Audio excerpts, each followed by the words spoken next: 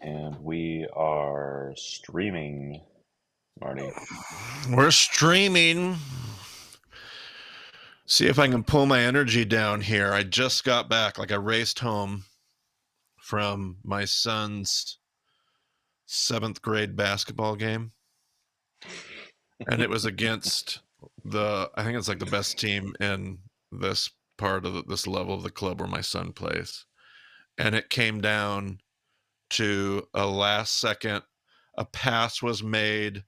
A 3-point shot goes through to tie the game, but they decide to call a foul, which they hadn't been calling all game on the pass prior to the 3-point. My watch literally went off and said, "You have had a very high heart rate for the last 10 minutes, but it appears that you are inactive." And that describes, I got to tell you, I get it. I'm a pretty disciplined person. And I don't know what to do about the world we live in, where these emotional, electric, because you hear all these stories about parents just going ballistic at junior high games, and you read it, and you're like, dude, parents, chill. And I'm pretty chill when it comes to this. I'm pretty big on public decorum, and I was just mere seconds away from just letting it loose across the court. So I don't know. I'm trying to pull myself back down into a Jesus space. Let's not be angry, everybody. Let's not blame the officials for things. Let's just love our enemies and pray for those who persecute us. Like the officials in that game. So anyway, those are my thoughts. We have our usual, it's me, I'm back. We let Elle have it last month. That was pretty good. People seem to like the Elle Grover Fricks Q&A last month. Brent, did you see a bunch of positive comments? I mean, yeah, just, the occasional interruption in the document from, onlookers. Let's call them. You didn't even need to bring that up. You could have just let that go. I wasn't in any dock. There's no dock. I wasn't anywhere. I got off. I hung up. And I let people have the evening. What are you talking about? But we're Hey, back. these live streams are open. Anybody can watch at any time. It's all good. I would have been nicer if they would have let me in the comments with everybody else, but the platform we used didn't let me in the comments. So the only choice I had, I was imprisoned. I was imprisoned to the Google Doc. What were my choices? All right, here's what people need to know.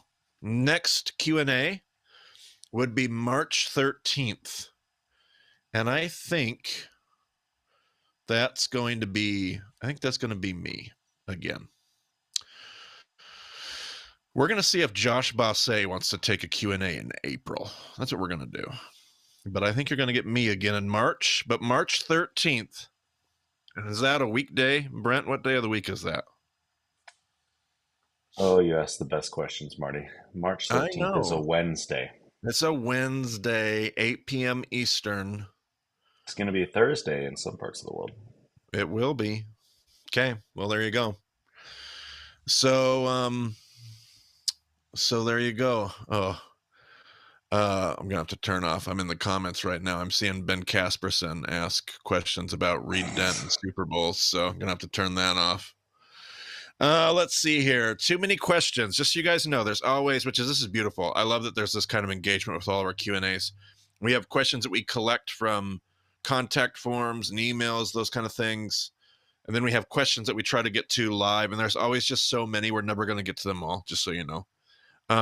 Some questions, by the way, if you've emailed or used a contact form, we can't guarantee that we're going to get to all of those at all. But sometimes we will take some of those questions, and I will feel like when I see it, that's a Reed Dent question. And so I'll put it aside for Reed Dent, or that's an Elle Grover Fricks question. And I'll put that, anything that's really, really Hebrew oriented. I broke that rule today, but anything that's really Hebrew oriented is going to be an Elle Grover Fricks question. So we kind of divvy out some of those questions, and they will only be on once a year. So it may take a while to get to that question, but I do hope I don't have a super long list. Brent's probably doesn't agree with that right now, but I think I'm going to plow through some of these questions pretty quickly, and I'm going to try to focus some on the live stream in the chat questions. So you don't necessarily need to throw them all right now, but I'm going to try to do that. But I'm going to start here from a I do question. have a way of flagging them, so if anybody puts a question in now, I will Ooh. snag it. You never know how many we're gonna get, Technology. so Technology. yes, let's We jump right in. just love our technology. Question from Dave in episode 14, Grappling with God, part 2. We review the life of Jacob and Israel. Something that keeps nagging me, and this is a common question, Dave, lots of people. It nags lots of people.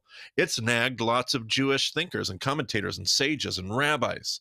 It's nagged non-Jewish, I guess you would say, Gentile commentators throughout the centuries. But Dave noticed that after God changes Jacob's name the first time, the biblical author continues to call Jacob by his birth name for the most part. There are some exceptions. And then, so the author basically refers to Jacob as Jacob, only occasionally Israel. Then after God changes Jacob's name the second time, right when Rachel dies, the biblical author calls Jacob Israel by both names in a seemingly random manner, all the way through the end of Genesis. Dave's totally right. I doubt this is random based on what we've been learning. This is very different from the Avram Sarai narrative, in which the name change is effective immediately. Very good. Very good, Dave. He asked for any insights. There are different ways of viewing this, Dave. It's a great question. Great question. And there are different ways that people have viewed this throughout the ages, Jewish conversation as well. Some commentators, old and new, ancient and modern, would say that Israel, whenever you see Israel, that Jacob is acting like we, as the nation of Israel.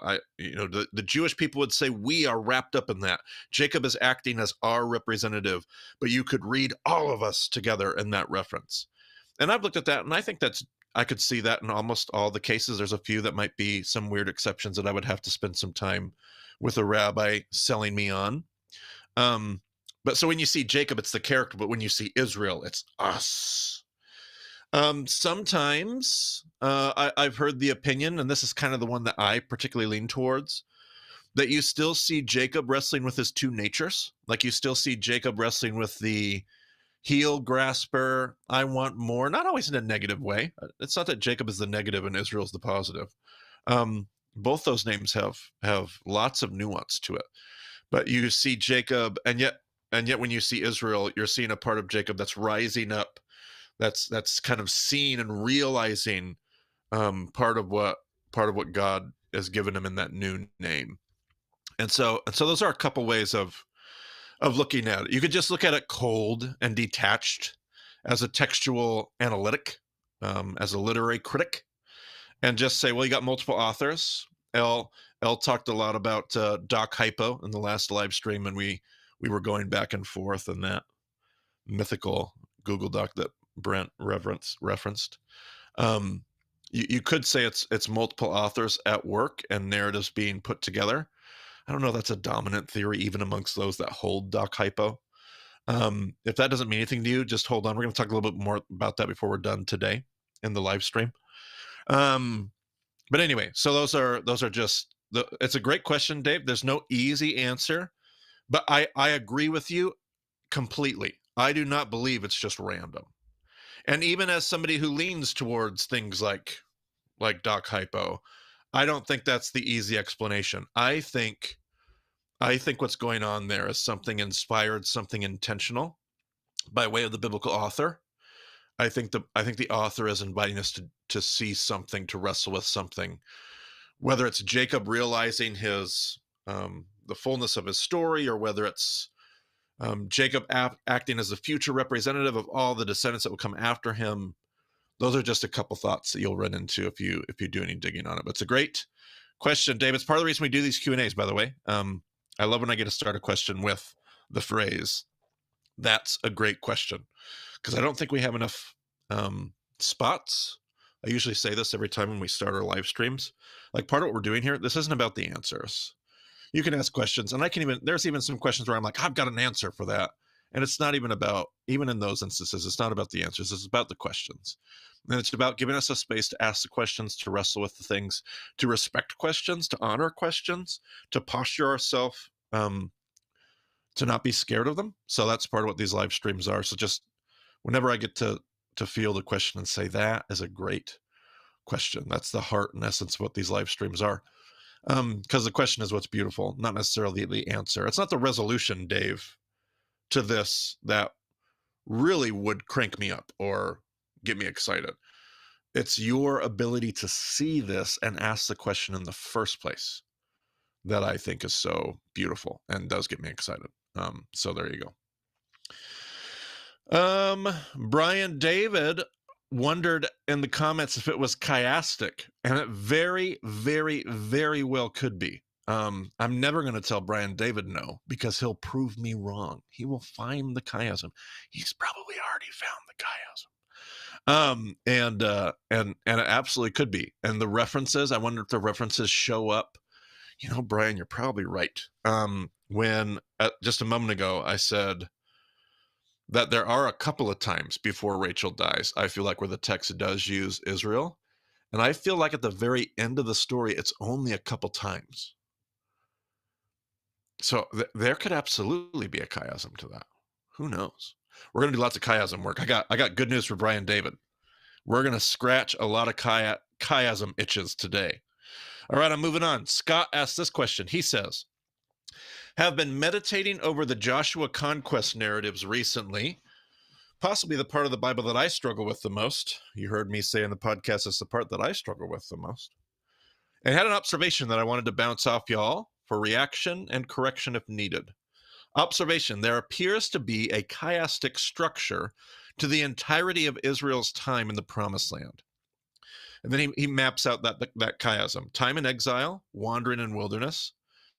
And it kind of ends with a time of exile and wandering. There's the conquest of the northern and southern kingdoms by the Israelites. And then there's the conquest of northern and southern kingdoms by the Babylonians on the other side. There's a time of the judges, and there's the time of the kings. There's the reign of Saul, who begins righteous but becomes corrupt. There's the reign of Solomon on the other side, who begins righteous and becomes corrupt. And so it makes the center of that chiasm appear to be the reign of David. Is there anything to this observation? If so, is David the proper center of the structure? If so, is David's life in general the focus of the lesson, or does it get more granular than that to a specific event or era of his life? I love this, Scott, but I will issue just a handful of warnings for me. Doesn't mean they're the same for you. But this chiasm would be, I've heard Rabbi Foreman use things like abstract indirect. So you can have Westerners are really good at thinking in the abstract. And it's not directly in the text, it's indirect, it's out of the text. And so one of the things that you have to wrestle with and be aware of is, as a science that we can be held accountable to, where there's a sense of accountability and objectivity to it, we can make something abstract and paint any picture we want.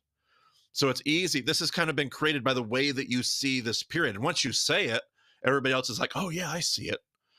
But chiasm, and as a literary tool, I'm going to say that again, chiasmus as a literary device is something that is objectively and directly in the text, right? And that gives us a sense of accountability. That gives us a sense of, because it's not done in the abstract. I'm not painting and pulling together the details, because even in this, we're choosing the language we want to use to kind of put those things together. So as a form of accountability, I stay away from, because I can see whatever I want to see. I mean, I see what you're saying. I think it's beautiful. I love it. But the question would be, the authority of the idea is that it would come from the inspired text. And the problem with this isn't just the abstract and the indirect nature of it. The other warning that I would give is that you're spanning different books. You're crossing, which for me in Torah is fine, because Torah is meant to be a working, it's the books of Moses. So either you hold to a singular Mosaic author, creator, Creator would be a weird word to use for that. Yeah, author, a Mosaic author, which brings a sense of unity to those 5 books. Or you believe in the work of redaction, like that Doc Hypo idea. So you believe that's being, but either way you look at it, the books of Moses are a cohesive unit. The Chumash is what the Jews will call it. The Chumash, the Torah, is a cohesive unit. And so the chiasm we talked about in session 1 can span from Genesis to Deuteronomy, and Rabbi Foreman's done a lot of work on that.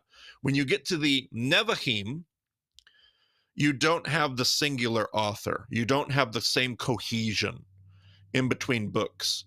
So what you'd be suggesting that there's a transcendent chiasm which God himself has worked in, because the author, there's no cohesive authorship. So the authors aren't doing that together. Either a group of redactors are, and yet there's no, again, even within redaction, I don't think anybody views the Nevi'im, the prophets, as a cohesive unit like that. But I could be wrong.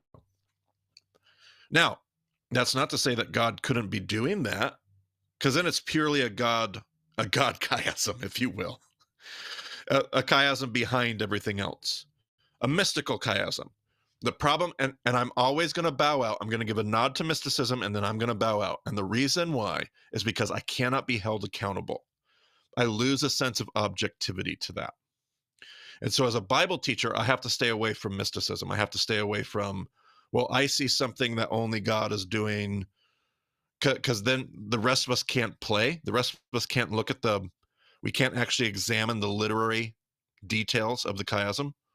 So there's probably some more. For the sake of time, I'll stop there. I think it's beautiful what you're seeing. I love how you pulled that together. And yet it is not directly in the text. It's indirect. And it's also abstract. It's pulled out of the text and constructed up here, which makes it hard for any of us to necessarily hold that accountable or find an objectivity in it. It feels very objective when you put it when I put it in a Google Doc in front of me. I'm like, yeah, look at that. Boom, it's obvious. And yet, did the inspired biblical authors do that? And the answer to that directly is pretty firmly no. The authors did not do this together. So is God doing it? It just becomes hard for me to say yes or no with confidence. And then I'm exegeting, I'm building on a foundation that ultimately I can't hold accountable. So that's why I stay away from those. But Brent, you had something? Yeah, a couple of live questions from Ziad. You'll have to tell me how to pronounce your name. First, he wants to know. Well, second, I'm gonna go in reverse order. He wants to know if we ever did a follow up on John 6 after the initial podcast. Oh so yeah, keep on listening. I don't know where this listener is at, but our original episode on John is 87. Although, did we cover John 6 at some other point in session 3? He's talking about session 6, Brent. So okay. And whatever was with Reed and Dent, the other side of a tumultuous sea, whatever that is. Well, yeah, that's 267. Yeah, okay, and then Josh Fosse came back. Right. 286, 287. Two episodes. Yes. That's what you're looking for. Also, he wants to know if we can talk about John 6 and Psalm 23. And we do have specifically green pastures and still waters. I don't know if we're necessarily going to make that connection, but we do have an episode scheduled in Reed Dent's series on the Psalms, which is our next series in session 8. I believe that will start in 2 weeks. And we'll be talking about Psalm 23 in one of those episodes for sure. So yeah, it's coming up. Yeah, I don't believe we have any connections to John 6 and connecting the two, which sounds like it's the heart of his question. But yeah, trust me, I got a whole folder full of emails that came in about John 6. And I mean literally a folder full of emails. So we could talk about a lot of things. Psalm 23, we could talk about Numbers, we could talk about Judges, we could talk about Genesis, a bunch about Genesis. We could talk about a lot of things because I got a folder full of things we could talk about. Wonderful ideas, by the way. And I love that everybody had, and some people had some stuff that I was just like, bam, look at that. So, and some people had stuff that Josh came back to. Some people were on it because Josh really played on some of the same ideas in 286, 287. So I thought that was cool. It was very good. Very good. Okay. Let's see here. Elijah, he had another chiasm question. Brian David right now is just eating this up. I can't even see him in the comments, so who knows what he's saying. But Elijah had a chiasm question. He said, first off, thank you all from a hungry college student. My heart goes out to college students. Love college students. Hungry, totally get it. I was hungry. You know what my favorite college dish was? I can't even believe I did. I had two dishes. I think it was like sophomore, junior year. Somebody taught me how to mix mac and cheese, like Kraft mac and cheese, and a can of tuna, like tuna mac. Who knew? I have ever since college. I haven't eaten in a long time. Thinking about it kind of makes me want to throw up. But man, did I eat that all the time as a hungry college student. What was the other thing I did? Oh, I would buy those box of microwave popcorns, and I would just put the Tapatio hot sauce. Oh man, just pop that popcorn, shake it all up till it's red. Woohoo! Those were my two college dishes. When you say hungry college student, that's what my mind goes to. He says, I saw some repeated things in Ezekiel 18 and decided to have some fun with them.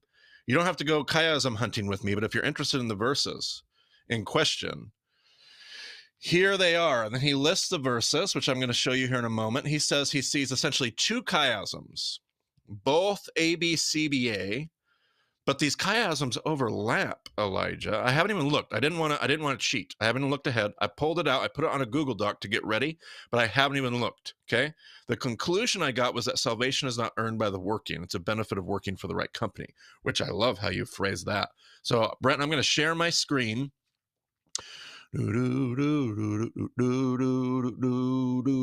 right, here we go. Here is Ezekiel 18. Got all Ezekiel 18 just kind of copied and pasted in this Google Doc here. And we're going to go down. He says he sees a chiasm in 21 through 28. So I'm going to highlight it so people can see it. So Elijah sees a chiasm here. Okay? We're going to work on that one first. But then he also sees a chiasm here, which would be very, very weird. Very weird. My gut's going to tell me that you're seeing a lot of different parallelisms. And in fact, you may actually have a larger chiasm that extends out beyond this because you have so much parallelism that ends up overlapping, almost like what Foreman would describe as an imperfect chiasm. But Foreman will always say every imperfect chiasm is a perfect chiasm in disguise. And that may be what you're wrestling. I haven't even looked at it yet. But he is seeing, let's see here. He's saying 22 and 28, he sees some mirroring. I immediately see this. Turn away from them. Let's see here. Let's see if we can do it. Let me see if I can do my best Brian David impression here. This is in real time. Who knows how ugly this is going to be. I haven't cheated, everybody. I haven't even looked ahead. Let's see here. He says 22 and 26. None of the offenses they committed will be remembered against them because of righteous things they have done. Because the sin they have committed, they will die. None of the offenses they have committed will be remembered. What's my exact phrase there, Elijah? What are you seeing? Brian David's probably shouting in all caps right now in the chat. Offenses they have committed. Sins they have committed. Let's do that. I think that's probably going to be a different word in the Hebrew, but let's be gracious. Let's see here. It might not be. It could easily just be the NIV or whatever version I've used here. Oh, let's see here. And then he sees 24 being the center,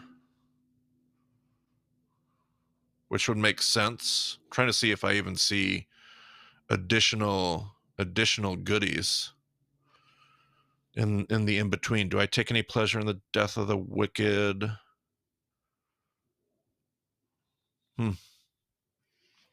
Turn from their ways. Turns from. So this is the wicked here. And then you've got, this is real-time chiasm hunting, everybody.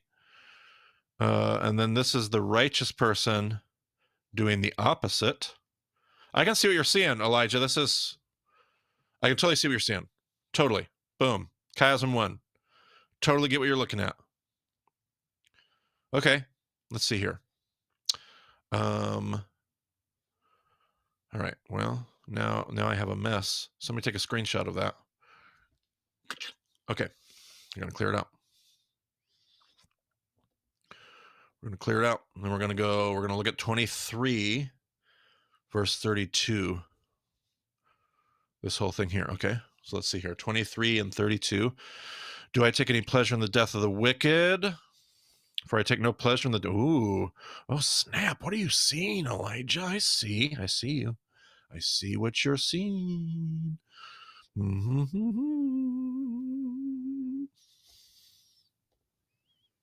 Okay. He says 25 through 20 and 29. Lord is not just here. Is my way unjust, not your way unjust? So this is both the Israelites. Oh, golly, it's the same thing. Man, holy cow. What would be going on here? I see that Brian David is commenting. I'm getting updates, so I'll have to look at that here in a moment. Or was it 20, 25? Oh, yeah, man, that's crazy. That's cray-cray. And then you have 27. Oh, goodness gracious. What do I even do with that? Elijah, I don't even know. Because I see what you're seeing on both accounts. Probably should have left some of my other stuff up there. I bet we have maybe an imperfect chiasm. Like, I bet this is probably forming a chiasm. Goodness, what is Brian saying? First of all, Brian's saying, woohoo, he's having a heyday. Then Brian is saying, this is awesome. I have chiasms from 18 to 22 and from 23 to 32. That's what I would expect, Elijah. I think you're definitely, I mean, I can't say like, this is it for sure. But I can tell you that this is likely pericopes within larger pericopes. So there's sections within larger sections, chiasms within larger chiasms. We've seen that before. That would not be odd. And I bet that there's something similar to this that mirrors itself on the other side of a much larger chiasm. Benjamin Casperson, this Elijah makes it rain.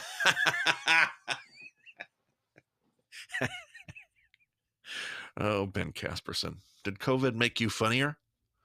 Look at that. 20 and 27 are centers contrasting wicked and righteous in the larger chiasm. So Brian David has chapters 18 through 22. Oh, or do you mean verses? Does Brian mean verses or chapters? 18 through 22. And then 23 through 32. Oh, that probably could be the case too. I don't know how to pop in without interrupting your screen sharing, but he says he means the verses 20 verses. To 27. No, that makes sense totally. So then you have that you have a much smaller, like a double chiasm within chapter 18. That would make, that's objectively even easier to see when you start having these huge multi-chapter chiasms, which I see and play with all the time. I was just reading some books by Rabbi Jonathan Sachs, who does the exact same thing with the tabernacle that we did, that Foreman's done, spanning multiple chapters. So that's not crazy or weird. But when you get within a singular literary piece, that actually makes a ton of sense. So there you go, Elijah. Do some more digging. I'm not going to come to a conclusion here, but I did want to, like, without cheating, I wanted to like do some live chiasm hunting, because when people see it, and I love the color coding. Other people have done that, but Brian David's one of the best people at color coding chiasms like this. It just helps you see it and visualize it, and that's awesome. I wanted to show you this. Every now and then, Elijah, when I have a chiasm and I'm like, I don't know, has anybody else seen this? I'll go to this website. This is not actually one of my favorite websites. This is not one of my favorite websites. one of my favorite websites, but I will use it just to see if anybody else has seen it. So I would jump down to Ezekiel, and I would be like, has anybody seen anything in Ezekiel? Ezekiel 18. I click on it. And this one looks like everything in Ezekiel 18. Looks like the whole chapter. 2a, 2b. Okay, so yeah, you might have some wicked father, the principal. Okay. And again, so other people are seeing the same. That's basically the same chiasm. They're coming to completely different conclusions, which I like your conclusions way. I'm not spending enough time with this to really speak. Yeah, so this has a chiasm. So this has what Brian is seeing as a double chiasm, kind of like the book of Daniel. This person is saying forms a larger mega chiasm. That could be true. Is the way of the Lord. Yeah, I could see that. Okay. So you could have a chiasm about the righteous contrasted with a chiasm about the wicked. And Ezekiel's larger point being is the way of the Lord unjust. That could be the larger point of it. I could see that. Okay. Sure. Some things to wrestle with. Elijah, this website is chiasmusexchange.com. Chiasmus Exchange without the E, just the X. Chiasmusexchange.com. It's not my favorite resource. I don't believe everything I read here, but I love to see what other people have seen. Here's the other one that I would check. We do this in the podcast book of, when we talk about the book of Job. So I could swing down here. This one is a Japanese Bible scholar who uses computer algorithms to find repetitions, parallelisms, chiasms, all kinds of stuff. So let me go find Ezekiel. Where are you at, Ezekiel? There you are. I go Ezekiel 18. And this one just gives me a chiasm for the entire chapter, similar to the other one that we were just looking at. The entire chapter of Ezekiel 18.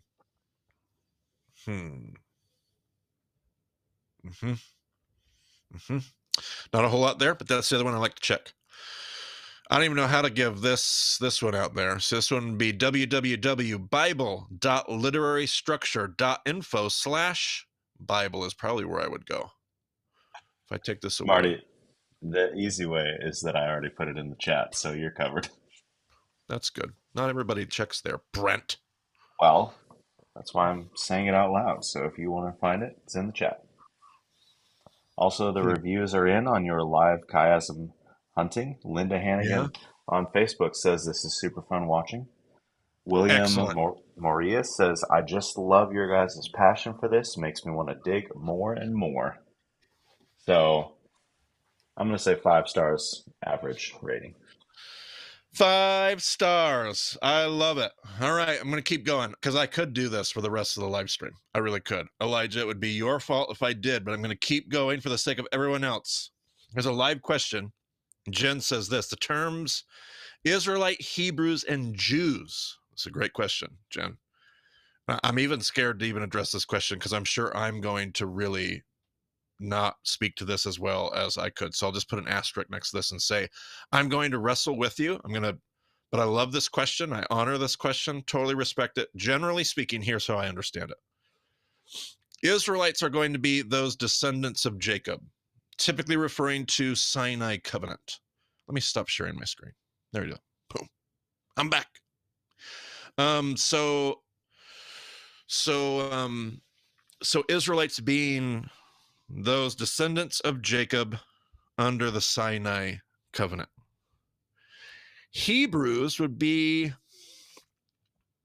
it's the same group of people, but usually that might be referred to earlier in the story before they're identified as Israelites. When they were we think potentially the word Hebrew, the root of the word in Hebrew language means to cross over. Like they crossed over the Jordan River, they crossed over the Red Sea, to cross over. That's the word where the word Hebrew comes from. And there's a lot of historical theories that would say the word Hebrew potentially comes from their time in Egypt. There's a lot of Egypt conversation, and I'm not sure how that works with hieroglyphics. I'm no expert in Egyptology. I'm no Egyptologist, okay? But the word Ibiru is used a lot for the Semitic peoples, we believe. And so people wonder if the word Hebrew comes from Ibiru, or maybe Hebrew was used before and the Egyptians got Ibiru from that. Who knows? But there's some connections there. So Hebrews would be, and Hebrew would be a way of referring not so much to the identity of descendants, but the culture itself. So the Hebrew scriptures. Whenever I try to not say the Old Testament, you'll hear me often say the Old Testament, and I'll catch myself because I don't like the term. I've grown up in Christian world my whole life, so I just say it. And I don't sit here and like nitpick every single word, but you'll often hear me say the Old Testament, the Hebrew scriptures. Hebrew would be the more cultural designation. Jews refers to, like, the actual Hebrew word is going to be like Judah. Judah. The word Jews comes from Judah. And that's going to be later in the story, later in the Old Testament. You will not have Jews until the Assyrians conquer the northern kingdom. And there's a whole bunch of historical debate about this. Okay, we go crazy about whether or not there should even be that, or what happened in the northern 10 tribes, and was everything ran by the Babylonian aristocracy and the exile and all kinds of crazy stuff. Okay, this is a very, very intense conversation. But Jews refer to the tribes of the southern kingdom. The southern kingdom was Judah, which absolved Simeon and Benjamin. So Benjamin, Judah, and Simeon, which a lot of people believe, since the Hebrew scriptures are basically constructed, dominated by that exilic worldview, it's why the dominant sub-narratives all throughout the Hebrew scriptures are between Benjamin and Judah. Benjamin and Judah, Benjamin and Judah. Those two. So anyway, that's a really long way. That's not what you were asking. You were asking a much simpler question, but it's very, very complicated. So Hebrews would be the larger historical, cultural group of people, all-encompassing term. Israelites would be a more specific term for those people in the Hebrew scriptures, descendants of Jacob, Sinai covenant, nation, the national label, the nation of Israel. The Israelites can be used in a more nationalistic sense. When you get to that part of it's all about what part of the story you're in. Are you in the patriarchs? Are you in the story of the Exodus? Are you in the Judges? Are you in the reign of David? Are you in the United Kingdom, the divided kingdom? What part of history are you in? But Jews will not become a term until late in the Hebrew scriptures. The book of Nehemiah, the book of Esther, I believe, are the only two books, the only two books in the entire Hebrew scriptures that use the term directly Jews, because that's where the Jews found their identity. Jews were the group, the southern kingdom. The northern kingdom ends up being assimilated into Samaria. We're told in the biblical text that they ask to worship their gods. They intermarry with all the Assyrians, and they lose their identity. So it's the southern kingdom that maintains its Jewish identity. There's a lot of debate about all that. Lots. There's some really wacky fanatical debate, and then there's some good historical debate that matters. I probably just made that far more complicated. Your question's fantastic, Jen. So sorry for making it all convoluted. Hebrews, big term. Israelites, specifically Israel, descendants of Israel. Jews, later. So Jesus grows up in a Jewish world. At that point in the conversation, it would be weird to talk about Israelites in Jesus's day. Maybe that's helpful. Is that helpful? To say Israelites in Jesus' day would be weird, because it's post Israel, Judah. It's post first temple. It's second temple. It's a Jewish conversation. So Jews is what you're talking about when Jesus is here. Israel is what you're talking about when they're coming out of Exodus. They're wandering in the desert. The Israelites, conquest. Book of Judges. There's no Jews. There's only Israel. Hebrews would be all of it. The story of Abraham and the things that God has done through Abraham and his descendants, specifically Jacob. But I don't think you'd use the term Hebrews for the rest of Abraham's descendants. So It's not so much an Abrahamic term. I'm just making it more complicated. I don't know what Jen's saying in the chat, but hope that helps, Jen. Thanks for asking your live question. I'm going on to Brian's question. Brian says, just wanted to say thank you. A friend suggested we start a discussion group. 4 years later, we're going strong. I remember why I put this in here. Listen to this. And the podcast helped us dig deeper, grow closer, rely more on God's plan, especially during the pandemic and all the associated chaos. The pandemic had us switch to Zoom, but that allowed our family in Southern California and people from our church to join us in Virginia Beach. We join West and East Coast twice a month. I thought to email you because we're starting episode 158 in the new year, which is beginning of the pandemic. Curious to see if the discussion addresses that time in real time. It will be interesting to listen 4 years hence. The answer to that, we're not done with Brian's inquiry, but the answer to that, Brian, is you really, I mean, it'll come up here or there, obviously, but you really don't hear us talk about it, largely because we try not to make our podcast. We kind of like our podcast to exist in an abstract vacuum where no matter what's going on in the world, and I make social references all the time, so you can look at the date and see what's driving a lot of those assumptions. But we try not to talk about current events. That's one thing that Brent taught me early on, is let's try not to tie all of our conversation to current events, because somebody could listen to this 4 years later. And I had a lot of people, actually, not a lot, but I did get a handful of emails from people during the pandemic saying, thank you for not talking about it. Thank you for not talking about it. Because what you did was you gave me a place to escape when all the rest of the world was trying to figure it out, and we were all talking about it. And we probably should, but your podcast was a little bit of an escape from that. Maybe that's good or bad, I don't know, but people said thank you. So I know we didn't talk about it. Part of that as well is Brent and I recorded, I don't know, like 9 months worth of episodes before I moved. So we recorded a lot, and then I moved, and I didn't record. Like, there was a stretch of like 10 months where I recorded nothing, and I moved during the pandemic. So it wasn't by some great design that we didn't talk about the pandemic. We were actually probably 6 months worth of episodes into the pandemic before we ran out and started recording anew. What would you add to that, Brent?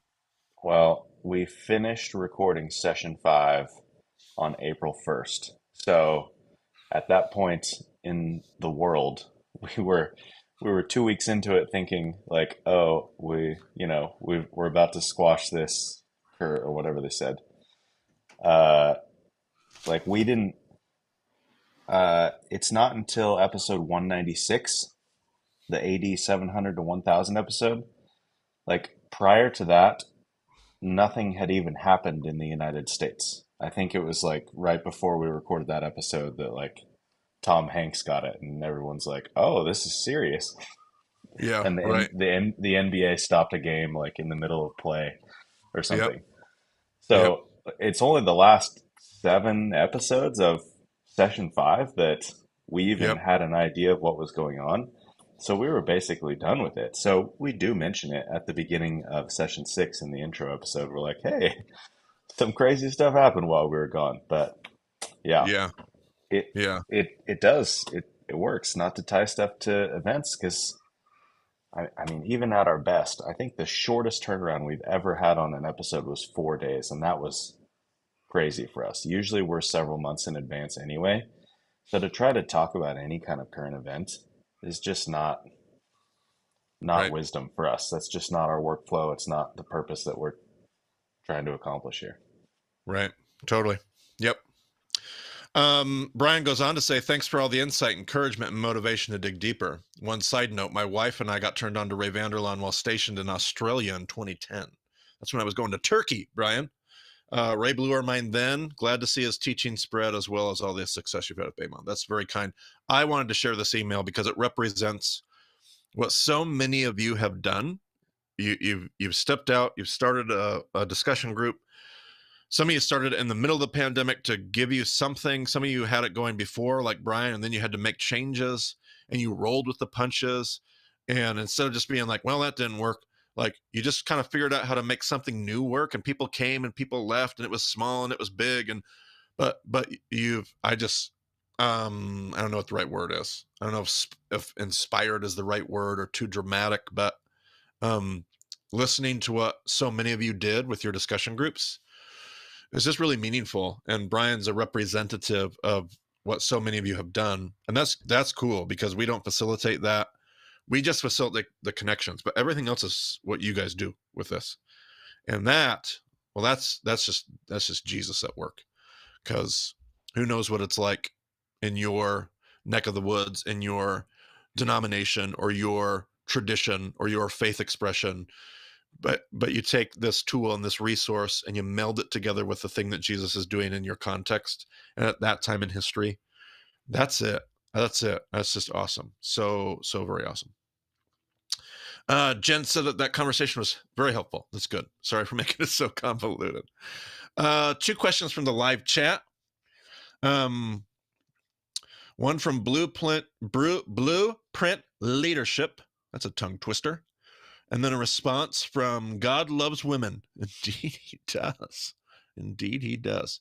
I wonder about being adopted in versus being a child of Abraham. As children of Abraham, are we full children? The adopted makes me feel like we aren't quite the same as being a full child, that it's lesser. I have also thought about that, the response says. Ephesians chapter 2 and 3 really helped me. Through Jesus, we are now joint heirs with the children of Abraham. I hope that helps. Yes, if you haven't gotten to session 4,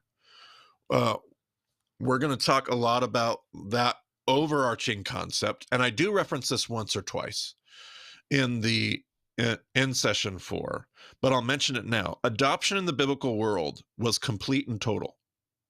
It was complete and total. There was no, legally, it was complete and total. There was no, once you were adopted, legally, there was no way to tell that had happened. It was complete and total. Social status, complete and total. It's hard to imagine, like I'm sure that there was always this awareness of whatever my adoption story in the first century was. It's a different world back then, but it is striking and pretty amazing that in the Greco-Roman world, and as far as we know, the Jewish world, the Jewish world talks very, very little about adoption. I just read a big book on that. Second Temple Judaism and First Temple Judaism has very, very little to say about adoption and any of their writings, laws, any of that kind of stuff, which is pretty interesting because most of the countries around them at those same points of history do. You can make a couple different conclusions from that one way or the other, depending if you have a good eye or a bad eye. But anyway, all that to say, and at every level, it is not lesser. It is not lesser. Legally, socially, ecclesiologically. And then I love this responder here, God Loves Women, whatever their name may be. But when they respond and they say Ephesians 2 and 3, that is the argument. That is absolutely the argument of Ephesians 1 through 3. So Ephesians 1 through 3, when you get to our podcast in session 4, we'll talk about the use of the us and the they and the we and the you. They use pronouns very deliberately because what's being said is that God has taken these two identities, and in Jesus, I can't go the right way. And in Jesus has made them one. So there are these two identities, Jew and Gentile. But in Christ, he has broken down the dividing wall. And now there's only one new humanity is one way you can translate the Greek. So God's made a new humanity out of two separate experiences and has brought them together. That's what the adoption is supposed to do in what we would call the gospel-centered church. It's not supersessionism. It's actually quite the opposite. It's not the Gentiles are lesser than because they're adopted in. It's not that either. It's a new humanity out of Jew and Gentile together. That's the scandal of your New Testament gospel. So great question. Yes. There's always the wrestling match, which is true for all of us. Like we always wrestle with my identity and my place within God's story. And no matter who we are, we always think that we are lesser than. And part of what God's been doing throughout the entire narrative is undoing that and saying that's just not the case. That is not the case. You are not lesser than. You are not somehow on the outside. You are not. You are there. There's only one reality, beloved, loved by God. And so those are. But I do know that Brent is adopted.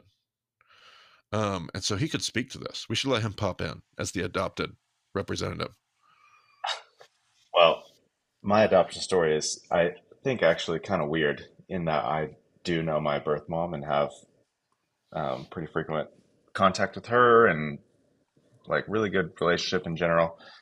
I don't think that's normal necessarily, but just looking at it from my family who adopted me, I've never felt like anything less than a full child, if not even more cherished, because my mom couldn't have kids and just like the joy of being able to have a child, even though she didn't carry me. Like I've never felt like anything less. So if you know, if my human family can make me feel that way, like how much more is God going to look at us as full children in every way? Brent just dropped a Calvachomer on us. Boom. He was like, if this is true of my earthly family, how much more? Calvachomer. How much more? Is that true with God's family? I just edited that transcript recently, so I had it on the mind, I You guess. were ready. You were ready. You Ethelyn know, is the name, by the way, for God loves Ethelyn. women. I Ethelyn. love that. Good job, Ethelyn. That was a great response. You nailed it. We're all working together. And yeah, I would totally, but the challenge is still there. Um, Brent has this experience, and he's also chosen to respond to those challenges a particular way with a particular eye, that good eye. It's a challenge, and not everybody's experiences are the same, and everybody's circumstances are different, and they might not have Brent's story, and there might be reasons why they have a bad eye, and ask those questions more than the next person.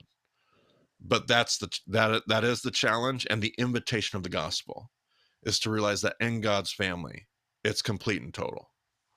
It's complete and total. And if not, there is absolutely, there is literally in the text a Calvachomer about how much more. If this is what God wanted to do through Abraham, if this is what God wanted to do through the Jews, how much more would God be doing this through Gentiles? Like those conversations are literally there in the text and in your New Testament. So love it. Love it. Okay. I'm going to jump down to Christine's question. Christine is a huge fan of the podcast. How huge, Christine? One of our biggest fans, the biggest fan. I'm just kidding. I don't know. Everybody says I'm your biggest fan. Oh, her next sentence, like insanely huge fan. I mean, that's pretty big fan. I was just messing with I you. thought you were reading ahead and playing off of what she was about to No, say. and then the next statement is like, no, I see you. I see you. I'll double down. I'm actually going back now and utilizing the transcripts. Oh, Brent, stay on here as my I know Bible study. that's why I'm here. At our law office, we all do a Bible study every morning. I was wondering if there was any way that you could share like one link to print all the transcripts in one. So there's a link for each individual transcript. But Christine is asking, is there a way to do all the transcripts in one? That's my all the transcripts in one. I know that that's a lot to ask, but I wanted to create binders for everyone. I'm getting Parks and Rec vibes right now, and have it already done instead of going to each individual episode and doing it. Does that make sense? If totally not doable, I get it. I just keep going each episode. Keep doing what you're doing. You both have helped me so much deeper in my relationship with God. Appreciate you all. Brent, what would you have to say to such a question? Oh, well, I don't think that I'm going to do that. Short answer. Uh, Part of the problem is the way we have the documents set up. We want them to be a live document, Sure. Yep. not something that's stuck because the transcripts are not perfect, and we have an open system where we can go back and update those when we find that there are errors and other things. And I've had a few people write in at times saying like, "Oh, the transcript says this, but what you actually say in the episode is this." It's like, "Oh, that's actually the exact opposite of what we were actually saying." So let me update that. So that's part of it, is that, when you pull them out of that system, either that or we have to have two live documents. It's just a lot of, I try to keep things as simple as possible. Things are in one place.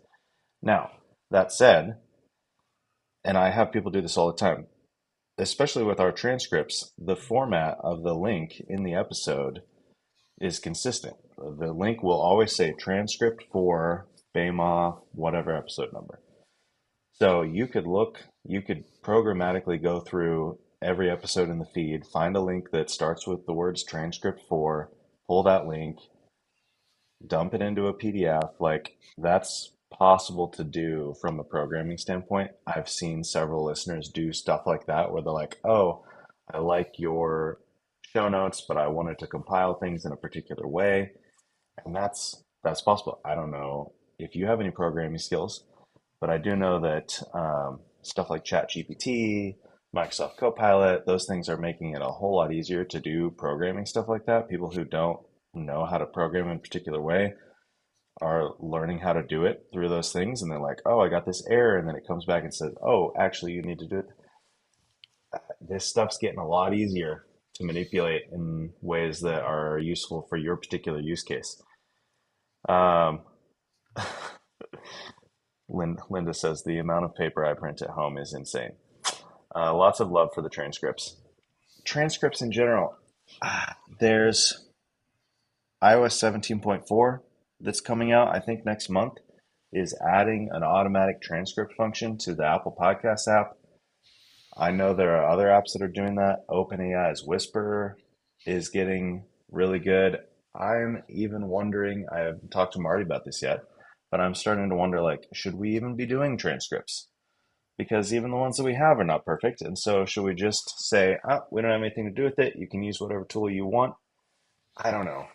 So it's all up in the Well, air. well, here's what I'm going to pipe in and say, just in case, Please.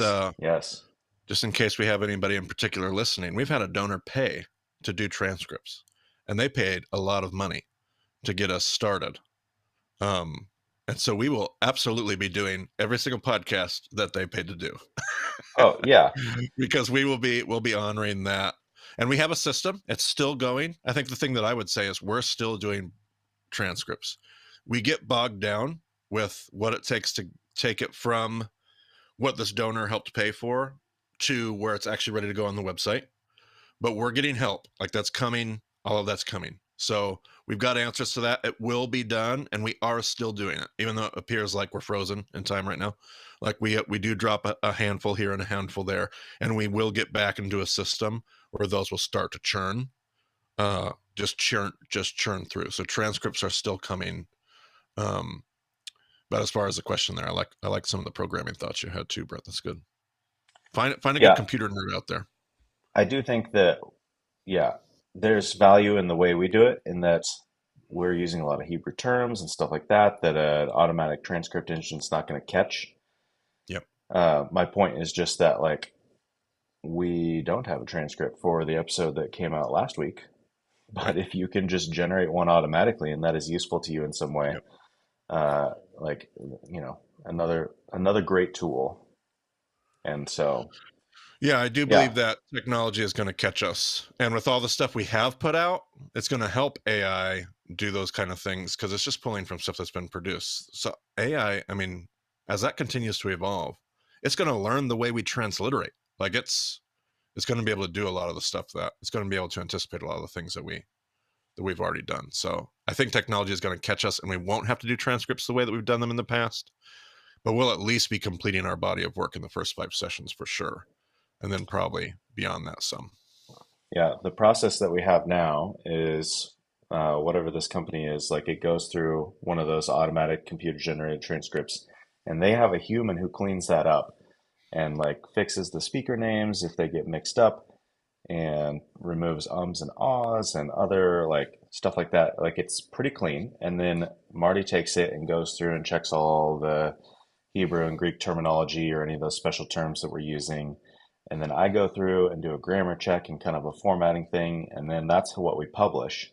So it's going through a computer generated thing plus 3 humans to get to the point that it is on the website. And it's still not perfect. Like ideally, I would be listening through the whole thing and doing my own check. And it's a lot of work. So I have created a lot of documentation. Like if there are people who are interested in volunteering to listen to an episode or two and just point out like, oh, it totally messed this part up. Is there anything that you can do about that? Like, there's some pretty, what was that? Episode 71, the prophetic table. The transcript in every instance transcribed that as the perfect table. It's like, okay, I understand. Like, prophetic table. What in the world is that? Why would it know that term? Well, I tell you, I missed that because I remember changing pathetic table about Pathetic table. 40 times. So I couldn't decide if it was perfect or pathetic, but I missed the perfects. I did not catch that. Oh, yeah, see?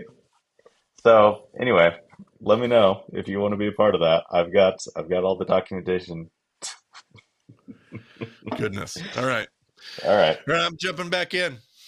We have a live question from Kristen.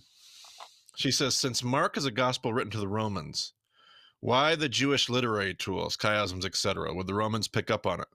There's not nearly the same amount, Kristen, that there is in, say, Matthew. I wondered the same things. I'm like, I wouldn't expect there to be any. And yet, these weren't exclusive to Judaism or Hebrew. B, Mark uses inclusios even more than he uses chiasms, which is the Greek form of inclusio, which only heightens the argument that is for Romans. Mark has one of the cleanest inclusios that a person can see. Thomas E. Schmidt, I believe, was the scholar that did the work on the inclusio in Mark. So Mark will use Greek terms. Chiasmus is definitely not Hebrew in origin. It's not even Eastern. Like we use even chiasmus in poetry today, Western English poetry. So chiasmus itself would not just be something that the Jews knew about. It would be something that the ancient world was very familiar with. The things that get me would be things that would be more exclusive to the Jewish culture.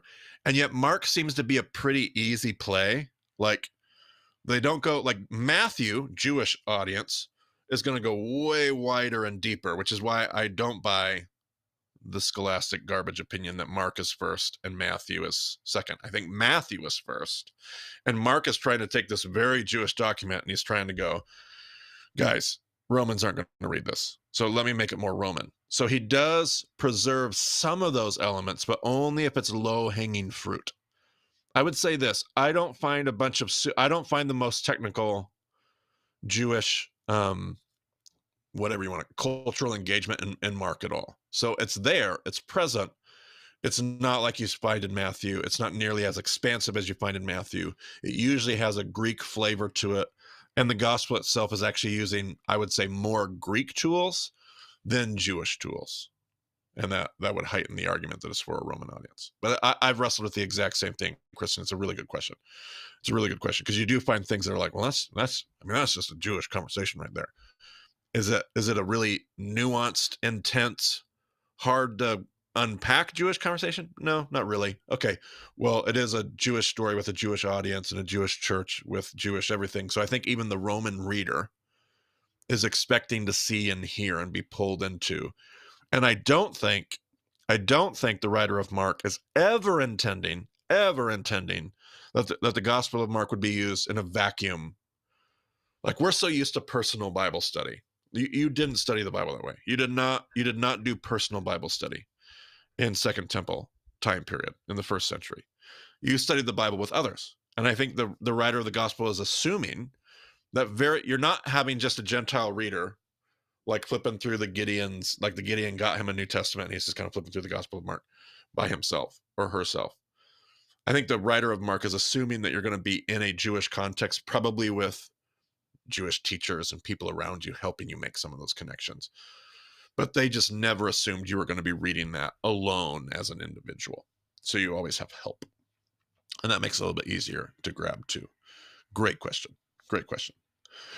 It is the top of the hour. It's 5:04 Eastern time. We usually take time to stop and say thank you to everybody who's giving to our ministry. We just had our big annual get together to talk about the budget that we need to craft for this next fiscal year. That meant looking over all of our donations and all of our generous supporters. And there's a lot of you, and I just say thank you. And we tried to make a bunch of decisions about what it meant to steward that giving well. So when I talked a moment ago about help for our transcripts, like we were able to ask some of those questions and make some of those decisions because of the support that you all give. It just means a lot to us. Every week, a handful of new stories about new supporters giving, and for different reasons. I get to meet you every single time I go on the road. I get to meet a handful of new supporters every single time, if not hundreds of new supporters on a trip. And to be honest, it would be hard for me to feel like I knew even what to say, because there's just so many of you helping give financially to what we do, and we get to do what we love, and we have jobs, and it's just something to steward. I don't know. I guess I'm at a loss for words today, but we got to steward that really well, and I just hope that we do. And I say thank you for giving us the opportunity to even consider what that means to steward that well. So thank you. Thank you very much for your financial support. All right. Got a live question from Clarine. Clarine? Probably Clarine, but I don't know. Since being exposed to 3-part eschatology in the podcast, oh, this is going to be good, I realize my understanding has been 2-part eschatology. Oh, yeah, Clarine. I think Clarine might be signed up for one of my trips. Are you signed up for one of my trips, Clarine? That name sounds familiar.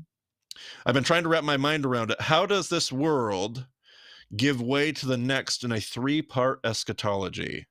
That is a great question, Clarine. And we do. I think we always assume a 2-part eschatology.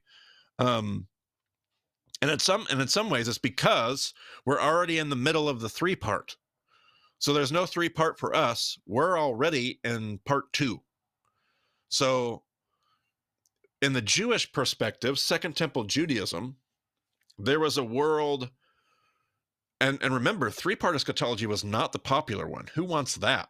Like, just bring me Messiah, bring me judgment, and bring me Olam Haba. Bring me the world to come. Like, let's go. Who wants an overlap? So for those that haven't gotten to session 3, I would say this. 2-part eschatology says, how are you guys looking at this? I don't know. But there's this world, and then God brings the kingdom. God brings judgment. He judges the enemies. He vindicates the righteous. And now they live in the world to come. So there's this world, Olam Hazeh, and there's the world to come, Olam Haba. And we're in this world, but this world is coming. 3-part eschatology says that the worlds overlap, that we're in this world. The new world comes, but it lives together right here. The 2 worlds coexist. The parable I always think of to understand this is the parable of the weeds, where Jesus says, let the weeds and the wheat grow together, and let me deal with the harvest at the harvest. I don't need you to harvest. You let me deal with the harvest. Let the wheat, don't try to weed. Just let the weeds and the wheat grow together. That's the 3-part eschatology. We live in the overlap. In the Jewish mind, as they understood it, we live in the overlap now. Well, they wouldn't say that today, but if we believe that Jesus is who he said he was, if we as Jesus followers believe that he brought kingdom, then Jesus brought kingdom into the world. Like Messiah Jesus brought kingdom, and that kingdom coexists with another, like the Holy, we could say it in terms of the Holy Spirit. Like, go watch the Bible Project's video on the Holy Spirit. I thought it was excellent. Like, the resurrection has ushered in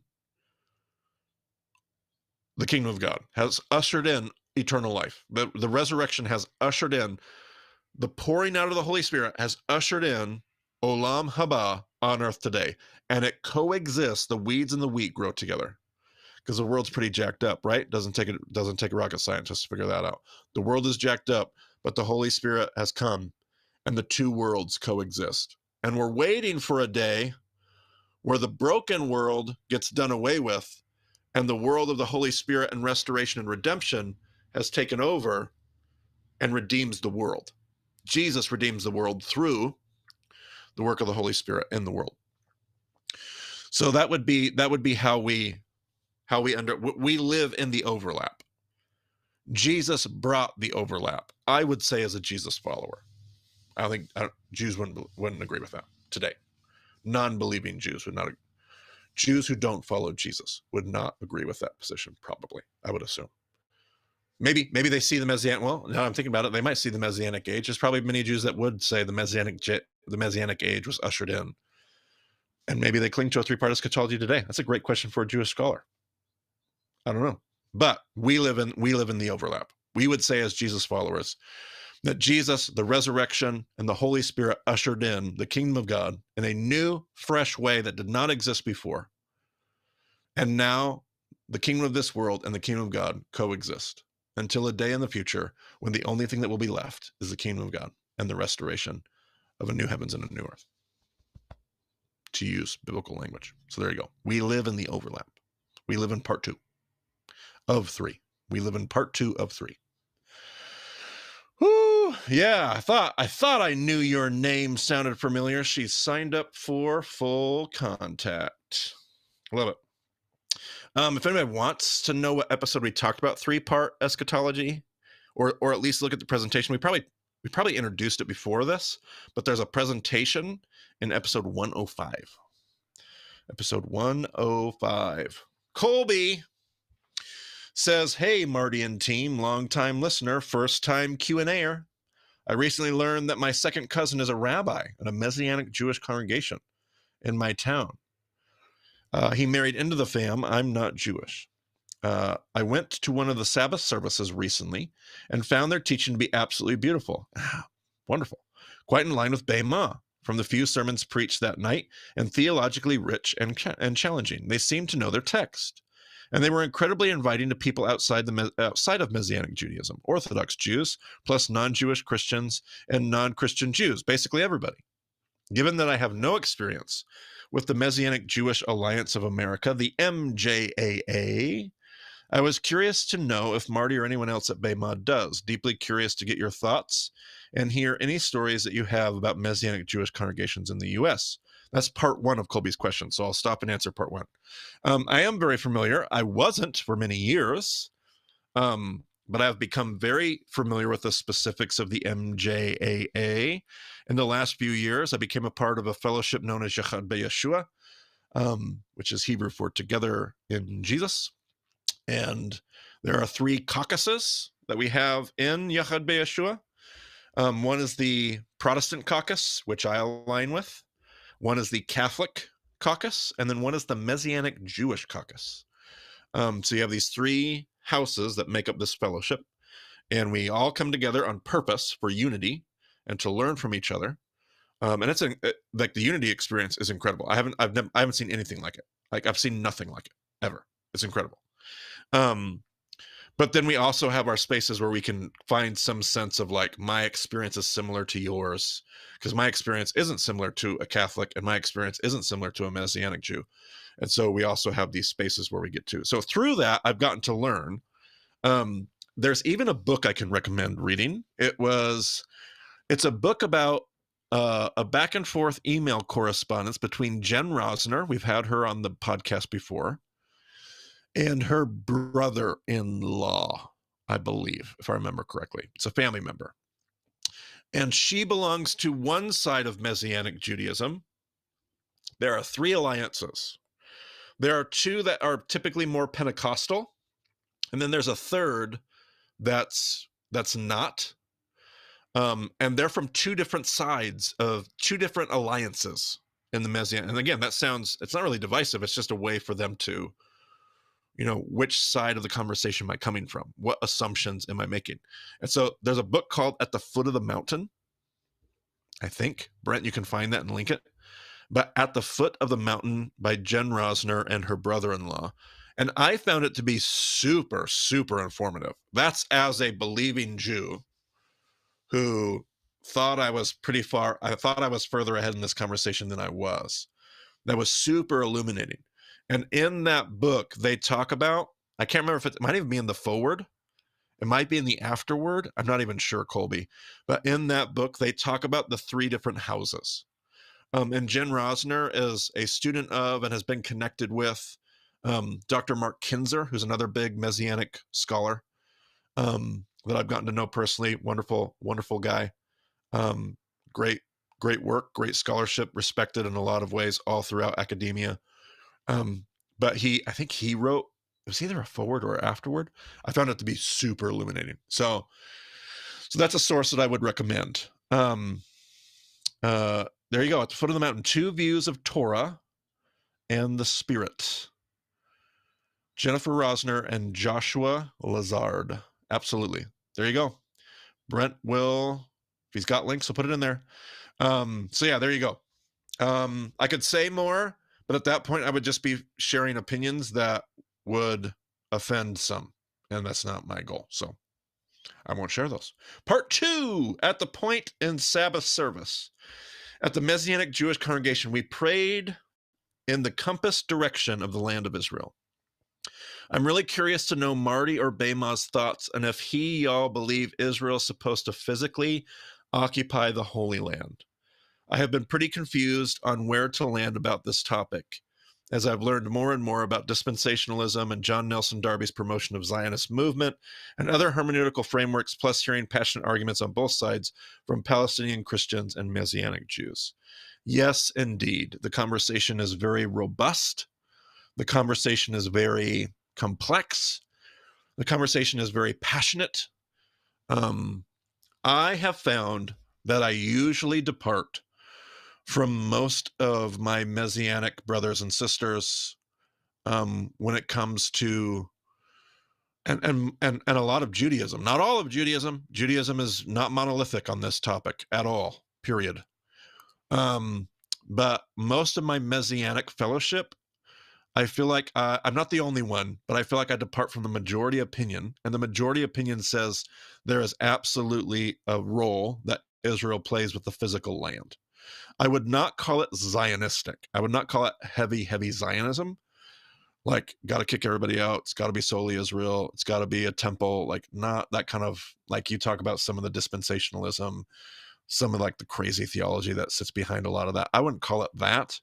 But I would say they believe, I mean, Abraham Joshua Heschel was a strong believer in the theological, there's a theological significance and importance to the land. I get it. I respect the argument. Most Jewish scholarship holds it. I don't know if that's true. A lot of the Jewish scholarship that I respect holds it. I somewhat diverge. I wouldn't say I strongly disagree. I would also not say that I don't believe Israel should be in the land either. I'm just, and I don't want to get political with it, especially with the way the world is now. But I mean, the dreams of a 2-state solution. This feels like the groundwork for a very Jesus-centered, gospel-centered conclusion.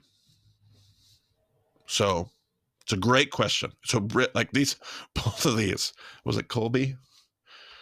Yeah, Colby. Dang. I mean, both these questions are really, I mean, they're digging in. And I don't hold these positions super strongly because what do I know? I'm probably wrong about stuff. I probably am. I don't want to talk at great length about it, especially right now. Like if we didn't have a war going on right now with like people on all sides, but right now with things taking place in Gaza and who knows what's coming around the corner with everything else. But for me to add commentary would just be politically inflammatory. And I just have I don't want it to be a political conversation, but it would be impossible right now to have a theological conversation that wouldn't be taken politically. And theology is politics. I mean, don't come at me. I get it. I get all the things. I cannot see a way that I could have that conversation and not have people think that I'm taking some weird, wacky Twitter side, like trying to figure out which hashtag I use. Like I'm not ready for that. I'm not prepared to have that conversation. So I'm going to move on. But the question is fantastic. Colby, it's great. It's a great question. And it's not an easy answer. And I can tell you that people that I love and respect, that are very much gospel-centric, love your enemies, Jesus-following people, still believe that theologically there's a role for Israel and the land and all that kind of stuff. I haven't gotten to the place where I'm like in full-throated support of that yet. I just theologically see the Holy Spirit, New Testament differently, but I could be wrong. Next question, live question from, where are we at? Live question from Kristen. Any chance Golgotha is where Goliath's head may have been left? Oh my gosh. Well, first of all, I would want to know if you mean like Golgotha, like the one that we call Golgotha today, right outside the Garden Tomb, or the other, like, do you mean the site? And then I'm wondering, I'm assuming, Kristen, that you're asking that question because of the play off of Capitoline Hill and the myth of Romulus and the head that was buried under Capitoline Hill. That would just be I've never thought of that before. I don't have a single answer for you. I just think, I don't know what you meant. That's a simple question in my Google Doc. It's a simple one-liner. But when I read it, it feels to me like you're connecting some dots there that are, I just love it. I love the possibilities. Never even thought about it. Never thought about it. I mean, it could. Could you imagine David bringing Goliath's head? We read about Goliath's sword more than once. Wasn't that in Bet Shan or wherever? Could you imagine David having brought Goliath's head eventually to Jerusalem? Yeah, that's actually historically completely feasible in my mind. Did not expect to answer that question today. I love that question. Is what I love about questions. Questions are fun. Questions are serious. Questions have gravity. Questions make me chuckle. Questions make me think about things I never would have thought of before. And who knows what that will lead to. So I just love it, Kristen. Great question. Taylor, I just finished all of session 1. Good job, Taylor. Yes. One question I have as I'm going through my study is how we get Sabbath. Ooh, this is a good question. From Moad in Genesis 1. For my own research, I don't see Moad translated to Sabbath anywhere in Scripture. That's according to Blue Letter Bible. I do not see the connection between appointed times or feasts to Sabbath. Excuse me. I do see the connection between appointed times or feasts to Sabbath, but not Moad being directly translated into Sabbath. Okay, excellent. Wonderful. So yes. If and when I go back to redo that episode, I'm going to clean up what I said so that it's not so complicated and confusing. So it's not that Moad is translated as Sabbath. Moadim, is seasons. It's the same word that gets used for festivals. Moadim. The Moadim is the festivals. Rabbi Foreman will do a teaching on the festivals every year, and he'll talk about the Moadim. And the Moadim, that's the plural of Moad. Moadim is festivals. So you said, I see the connection between appointed time or feast to Sabbath. It's not etymological. It's not in the Hebrew. You don't translate Moad Sabbath. I didn't say that, but I also didn't make it clear enough that that's what I meant. It's one of 4 words that Judaism uses, is what I said. So it's one of 4 words that Judaism uses to reference Sabbaths. So there is the Sabbath, capital S. There is Sabbath, just rest and ceasing, lowercase s.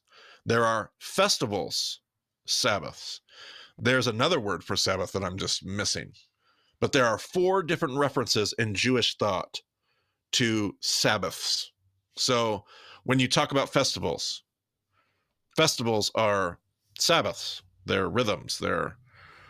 They may not be a Sabbath. Sometimes we'll ask, is that festival a Sabbath? Is it a Sabbath? Not that festival. The rabbis have decided that festival isn't a Sabbath. It's a Moad. It's part of the Moadim, but it's not a day that you have to take off work. You can still go to work and celebrate that festival later that evening. But there are some Moadim.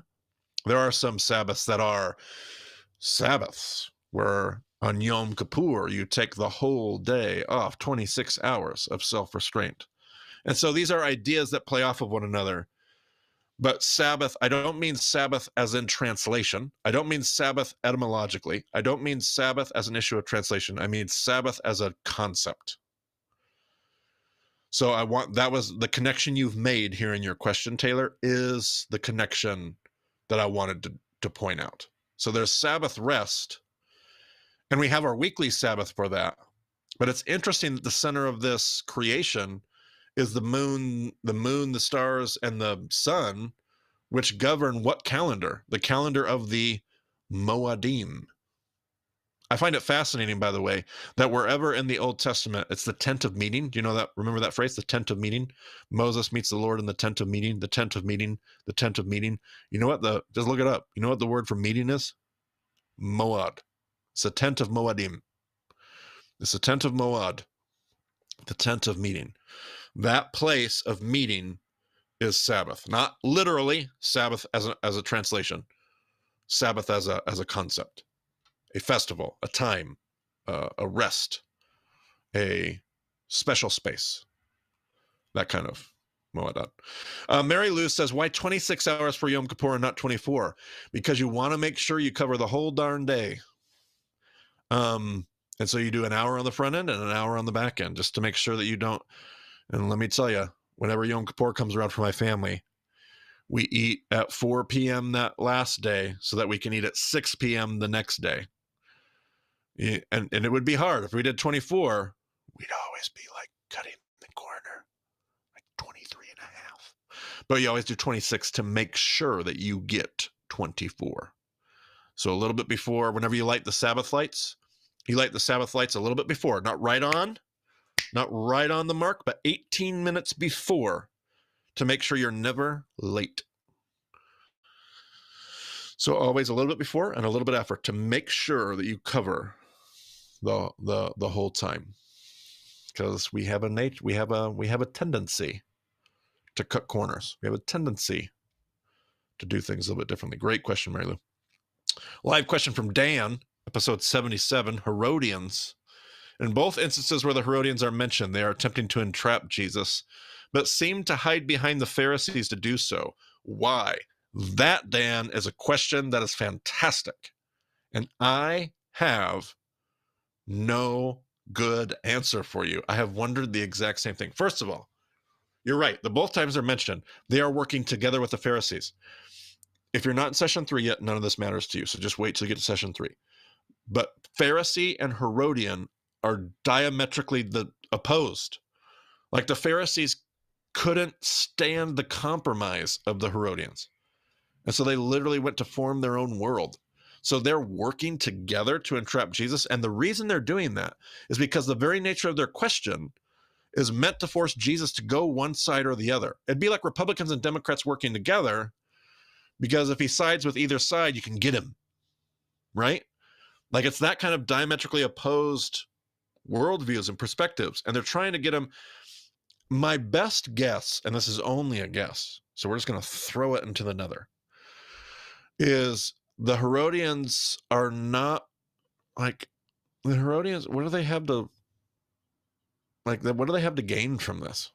Like they're not the kind of, they don't stand on the shoulders of devotion that the pious ones, the Perushim, the Pharisees, the religious, committed, like if they're kind of hiding. I like how you phrase it that. I would have never thought to phrase it that way, but I understand what you're saying. They seem to hide behind the Pharisees, because I was like, why are we here? Like, why don't we even care? Like, no matter what he says, I'm probably just going to go live the way I want to live anyway. So I don't really want to get myself in the middle of anything here. But yeah, are you telling me I can't? Like, they seem to be, to put it in language of the parable of the sower, they are the soil, that the thorny soil, where the worries of this world and the deceitfulness of wealth grow up and choke it out. So they're not deeply rooted, robust, I can weather the storm. They're kind of weak and anemic. They're not bearing. So is that why they hide behind the more deeply rooted devotion of the Pharisees? I don't know. It's my best guess for you. It is a fantastic question. See, that's the kind of stuff. That's it. I love it. I love listening to you guys think. By the way, this whole live stream Q&A thing, this could just be like totally selfish on my part, because I'm just gleaning goodness from you guys all the time. It's wonderful. It's not why I do this, but I just had to say, like, it's so great, because now I go do something and Dan's question like kind of follows me, and then it becomes something else and it blossoms into. So it's just wonderful. It's just wonderful. I love listening to you guys' questions. Katrina says, do you know any Bema groups meeting in New Braunfels, Texas? That name doesn't ring any bells, but Brent can show you. Brent, can you show us what to do on the website? People want to know about groups. What do we say about groups? Come on, Brent. Groups page on the website. We got a map. It's up to date. It works terribly on mobile phones. If you tap the link and go to Google Maps on your phone, you can click on one map pin and it will show you the name and email address for that group facilitator. And you can click on any other pin after that and it will not show you that contact information. Not a great experience. If your phone is your only way of accessing anything, you can just go back to the website, tap the map, it'll jump you back over to Google Maps, and then you can click a second pin. Hopefully there aren't too many in your exact area that's going to be that big of a thing, but it is annoying. So I would recommend using a desktop or a laptop to look at the map. I don't know why Google Maps is broken on mobile currently, but it is what it is. Everything we know about that is open for public is on there. We definitely know of some groups who are like, we're part of our church small group. We're not open for new people. You know, there are some groups out there like that. Could be the case that there's a group in your area that we just don't know about because it's something like that. But every group that we know about is on this map. Splendid. There you go. By the way, I'll put the link in the chat. Link in the chat. That same chat, that same, can't even talk right now. That same tab on the website has like our guide for how to start a group. It's got tools. Like if you ever have questions, peruse that website, because chances are good that there's a lot of answers that you might need that are already there on the website. So that same tab has got the goodies for groups. Katrina had a second question. I don't know. You could do that. Is she breaking the rules? Of course not. We've Definitely had multiple not. There people. Are many people who throw in two-part questions. People. It's okay, Katrina. You can do question 2. Do you have any podcasts or resources on tithing? Yes. Give me all your money. No, that's not true. I'd like to learn about the storehouse and what it means in the correct context. Yeah, and that could be as simple as good word study. But I know what you're asking for. You're wanting more than word study. You're wanting to go deeper. I'm really seeking God for truth in that, specifically if the tithe should go directly to the church, and if the offering is anything above the tithe. Well, I mean, there's lots of layers to that last part of your question there, Katrina. You probably didn't even know how good your question was. In the Levitical system, because you're asking about the storehouse, and the storehouse is going to be in reference to a Levitical system with a temple and a priesthood and all kinds of things. And there was lots of layers to it. There was tithes, and there was first fruits, and there was 3 years, and there was 7 years, and there's a Sabbath year, and there's a Yovel, and we don't even know what they all observed over the course of First Temple Judaism. And there's all kinds of historical debate, but it's a really, really complicated system. And yes, there's a lot that's over and above all those kinds of things, but it was also a different world and a different system that had different staples. And the temple is not just the church. And let's just go back to your original question. Do I have any podcasts or resources on tithing? No. Not that we couldn't do a podcast conversation. That might not be a bad idea someday. We'll probably just make everybody mad. But I don't have any great resources because most of them are really frustrating. I'm sure everybody's going to go bananas in the chat and offer you a bunch of options that you can consider. But no, I haven't found a bunch of. I have been involved with some really great teachings at times. I would tell you who they were, but everybody would just get mad because they're heretics. So I can't I can't tell you who it was from.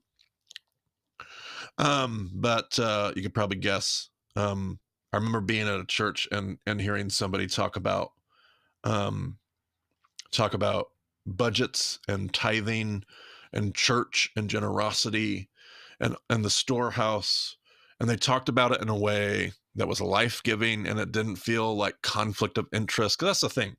Where do you hear about this stuff? Church? A church trying to make sure that we're all tithing and all giving our money, and so they've chosen to read the text very blatantly through a lens that serves their interest and their agenda. There always feels like there is a conflict. Like, to be honest, I couldn't do that. It would we do what we do off of donation. I can't have that conversation objectively, like without a bias. Of course those things are related, which is what makes the conversation so tricky. Because it always feels like it's being had by the top of the power pyramid. Like the people having it and the people leading it are always the ones that benefit from it. Ugh. That's why what we try to do is just stop every time and just say thank you, and just try to steward what God gives us really well and lean on God to do it. And we don't, we do a year-end giving campaign. We try not to do a bunch of like capital giving campaigns because it always feels a little icky and gross. That's not to say that in the midst of those conversations, there's not really, really good things to be said, because there is. There's something about the discipline of tithing that's deeply spiritual.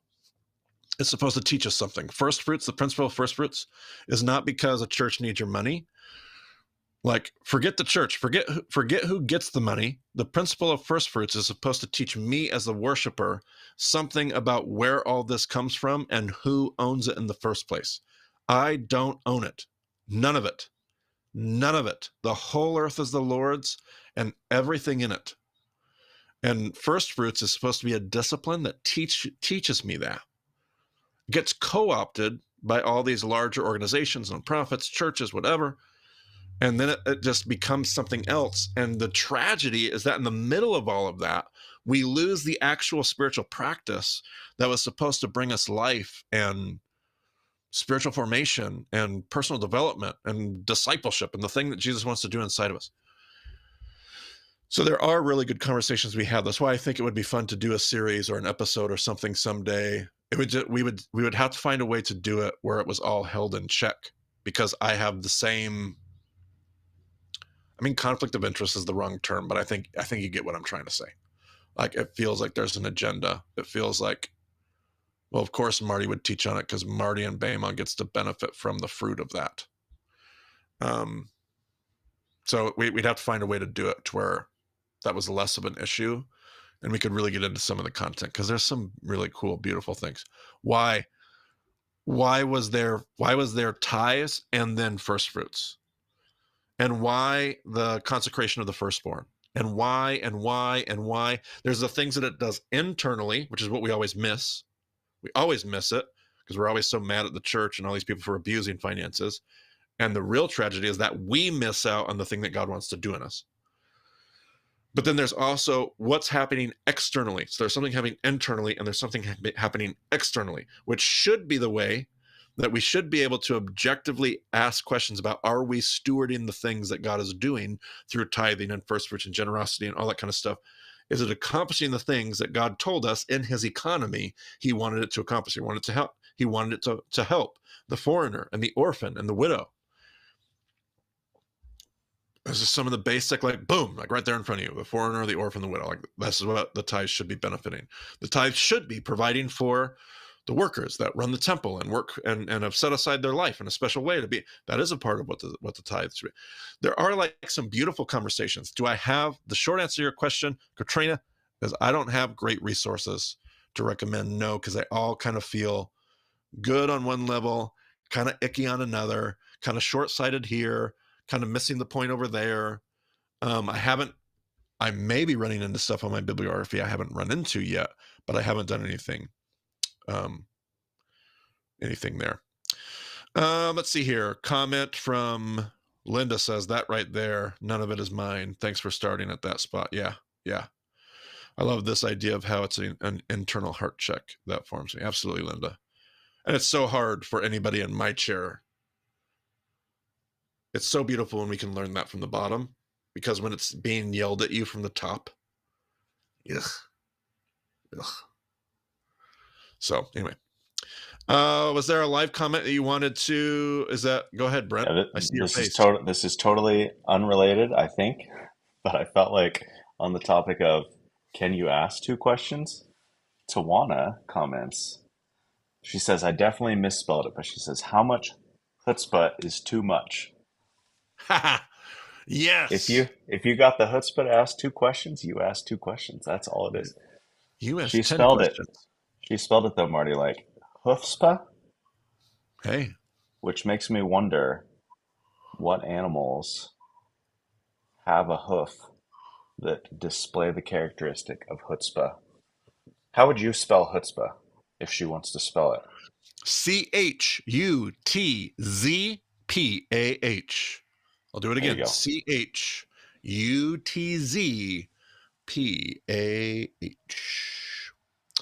I'm not an animal guru, so I don't really understand what makes a hoof. I think of horses, maybe cows. I don't know. But yeah. I sheep, mean, I think of a camels, donkey, goats, like digging its donkey. heels in, like not being willing to go, stiff necked. I think of that when I think of chutzpah. I'm trying to think of the connections that the text makes to chutzpah. And when it comes to animals, I'm just drawing a blank right now. I want to say there are some, but great question. It's a great question. I'm gonna keep moving on because I'll just blabber and sound like a bumbling idiot. Sound like a donkey myself. All right, Linda had another live question. Has anyone found a chiasm in the Curse and Consequences with Adam and Eve and Shaitan? Well, first of all, Linda, it's going to be the snake because it never says it's Satan. From Adam and Eve and the snake. And I have heard that multiple times. I have never, I'm sure Brian David can go bananas in the comments if he's still with us. I have heard from multiple different sources, not connected to each other, that there are chiastic elements at play in that section of the Curse and Consequences, Adam and Eve and the serpent. And I think there's something there. I have never dug into it or seen it in a way that it's stuck in my consciousness or have a whole lot to add. But you are not alone if you're asking that, Linda. There are other people that have said that. You could look at some of those websites I recommended earlier and see what people have found there. The literary structure website, the Chiasmus Exchange, anything that Brian David throws in the comments, that's just gold. I think there's, I'm trying to even think of Foreman. Did Foreman dig into a chiasm there in the, I don't know, but you're not alone. That is not a crazy question at all. Other people have seen such ideas. All right, Sarah says this. You mentioned in episode 5 that Yefet is the older brother of Shem. However, only the NIV translates it that way. Every other translation that I read shows that Shem is the oldest. Have you gone back to the original Hebrew? Do you believe the NIV is the correct translation? Whoa. I don't know anything about Hebrew, so I have to rely on translations and scholars such as you. I'm no scholar. By the way, we got a video about how I'm not a scholar. Bema FAQ video. Not a scholar. Let's be real clear about who I am and who I'm not. Because I am no scholar, and I am certainly no Hebrew scholar. I am no Hebrew expert. I'm going to have some things we can talk about here. But don't rely on me, Sarah. Promise you that. Also, if the NIV is correct, why do you think that the others have it mistranslated? Is it perhaps because the order of the listing of Noah's sons in all the other places where Shem is always listed first? Only Shem isn't always listed first, Sarah. So I thought we did this. Maybe it's in the next episode, episode 6. But I think episode 6 is where we come to the conclusion that Sarah's talking about here. But I think we went through this, but for the sake of the conversation, almost every mention of the sons is in a different order. So Genesis 5. After Noah was 500 years old, he became the father of Shem, Ham, and Yefet. I guess, let's see, I'm looking at the references here. I guess it is always Shem, Ham, and Yefet until the Table of Nations when it switches. But it's not going to be just one switch. It's going to be multiple switches, was my point. So Genesis 6, Genesis 7, all list the sons Shem, Ham, and Yefet, which almost always you would assume, the assumption would be that those are listed in order of birth. However, Genesis is going to be working with a motif, and I thought this is what we talked about in the podcast. So Genesis is always working with a motif where who you expect to be the firstborn is not the firstborn, which screws up the order that people are listed in. Are they listed in birth order? Or are they listed in order of who seized the work of God? Genesis 7, Shem, Ham, and Yafet. Genesis 9, who came out of the ark but Shem, Ham, and Yefet? Okay. Genesis 10, this is the account of Shem, Ham, and Yefet, 10 verse 1, who themselves had sons after the flood. But then in Genesis 10, the order is going to switch. Now, when you have a table or a genealogy, that's the time where you would for sure double down on birth order. But then the order changes. Yefet, Ham, and Shem. So that's, I mean, if you're going to assume the birth order is right, you're going to assume it's right for the genealogy or the table of nations and that conversation for sure. What throws, and almost all Jewish commentary that I've ever bumped into picks up on this and notices. And it's the beginning of the motif in Genesis where the firstborns are never the firstborn. So Shem isn't actually the firstborn of Noah, but ends up being one of the blessed sons. Let's see here. Avram is not the firstborn in most Jewish traditions. Some Jewish tradition says he is. In most Jewish tradition, Avram is not the firstborn. Haran is. Avram has a son named Isaac. Isaac has two sons. Who ends up being the blessed son? Not the firstborn. Jacob, but not Esau. What about Jacob? Jacob has a bunch of sons. Who ends up being the blessed son? Not the firstborn. Joseph. So there's a motif from the beginning of Genesis all the way through every single generation.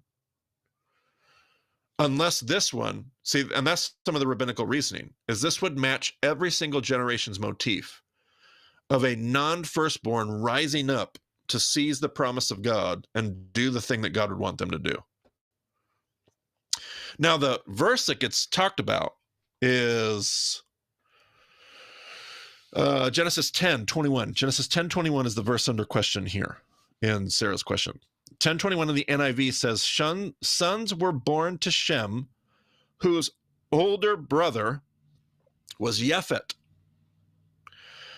Most translations will translate that differently, and I believe mostly because of everything we were just discussing. It was always Shem, and they're like, it can't be that. But the other problem is that the Hebrew is unbelievably ambiguous. You could write it in Hebrew in a way that made this clear, and the author purposely doesn't. You can read the Hebrew in different ways. So one translation you can check is the NET. The King James is another one that translates it the way that the NIV does. King James also says, the brother of Yefet the elder.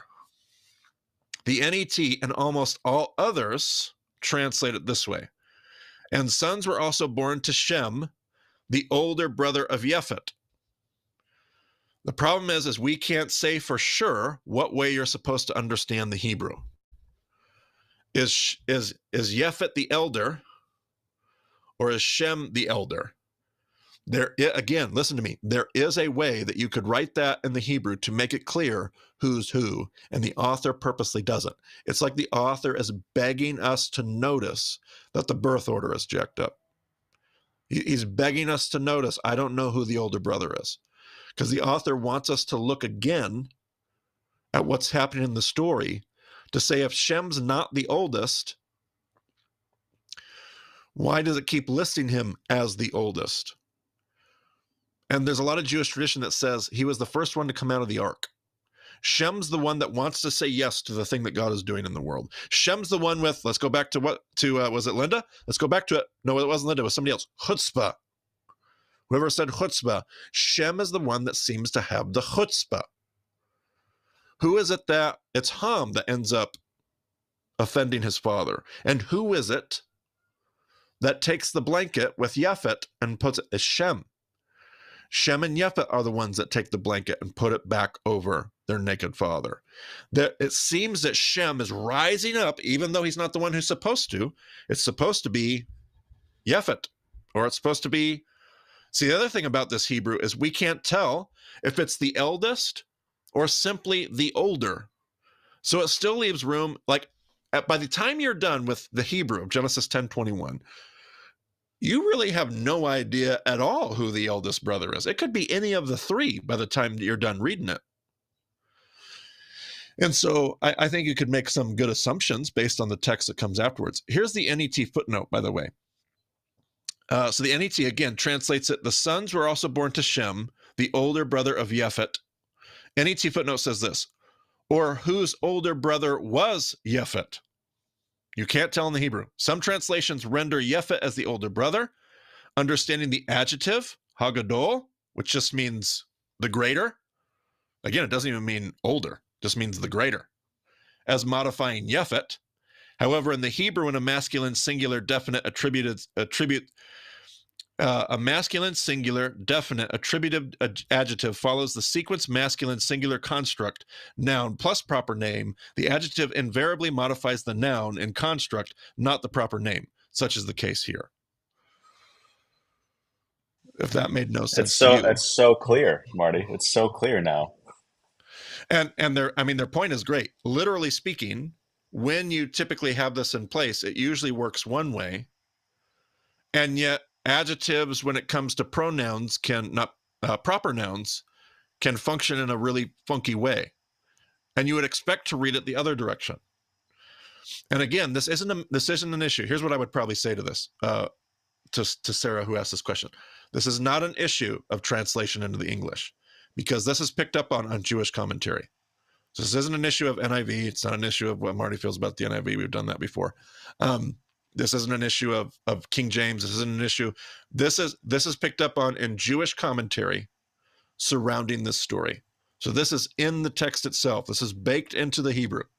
This isn't about English translation at all, because Jewish conversation rolls and rolls and rolls and rolls over. How are you supposed to translate this? How are you supposed to understand it? Who's the firstborn? Who's not? And in their mind, it provides the motif for Genesis. And the motif for Genesis is a teaching lesson for them. It's not about whose job it is. It's about who wants to say yes to the call of God. It doesn't matter if you're the firstborn or not. If you're the firstborn and you don't want to say yes to God, what good is it? And if you're not the firstborn and you want to say yes to God, he's waiting. Come on.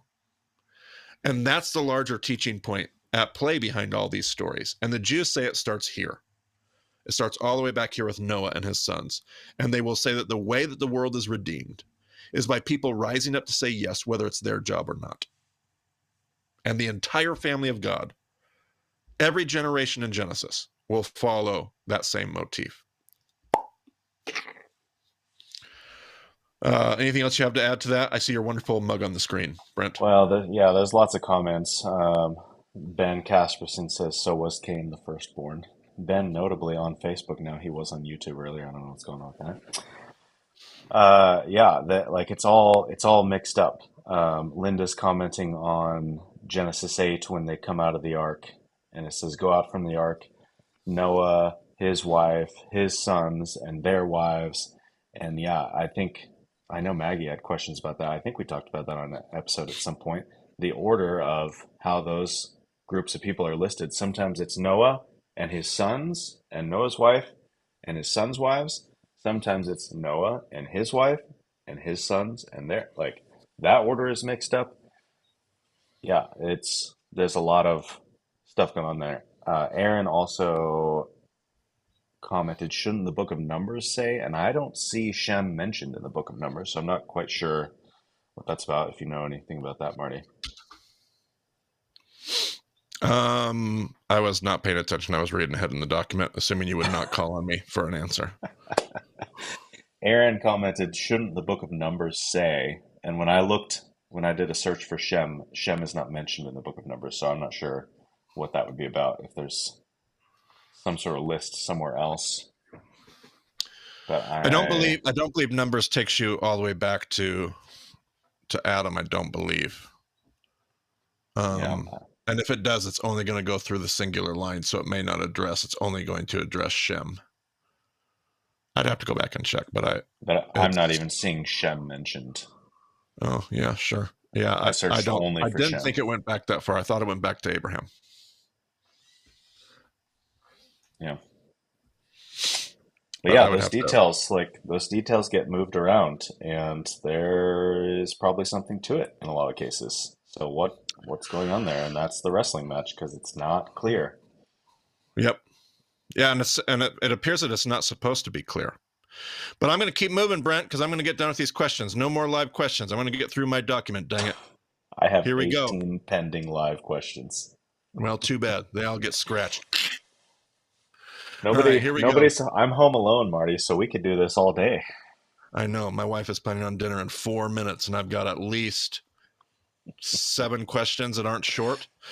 Here we go. I'm not even done with Sarah's question yet. Here we go. Additionally, one of the commentaries I'm reading also talks about a priestly account versus a non-priestly account in Genesis, and that there have been many places interwoven and overlapped, which accounts for the repetition. Although without repetition, we wouldn't see the chiasms, while the Eastern storytelling and the use of literary devices used by the storyteller makes the most sense to me. Can you speak to the viewer the idea of priestly versus non-priestly accounts?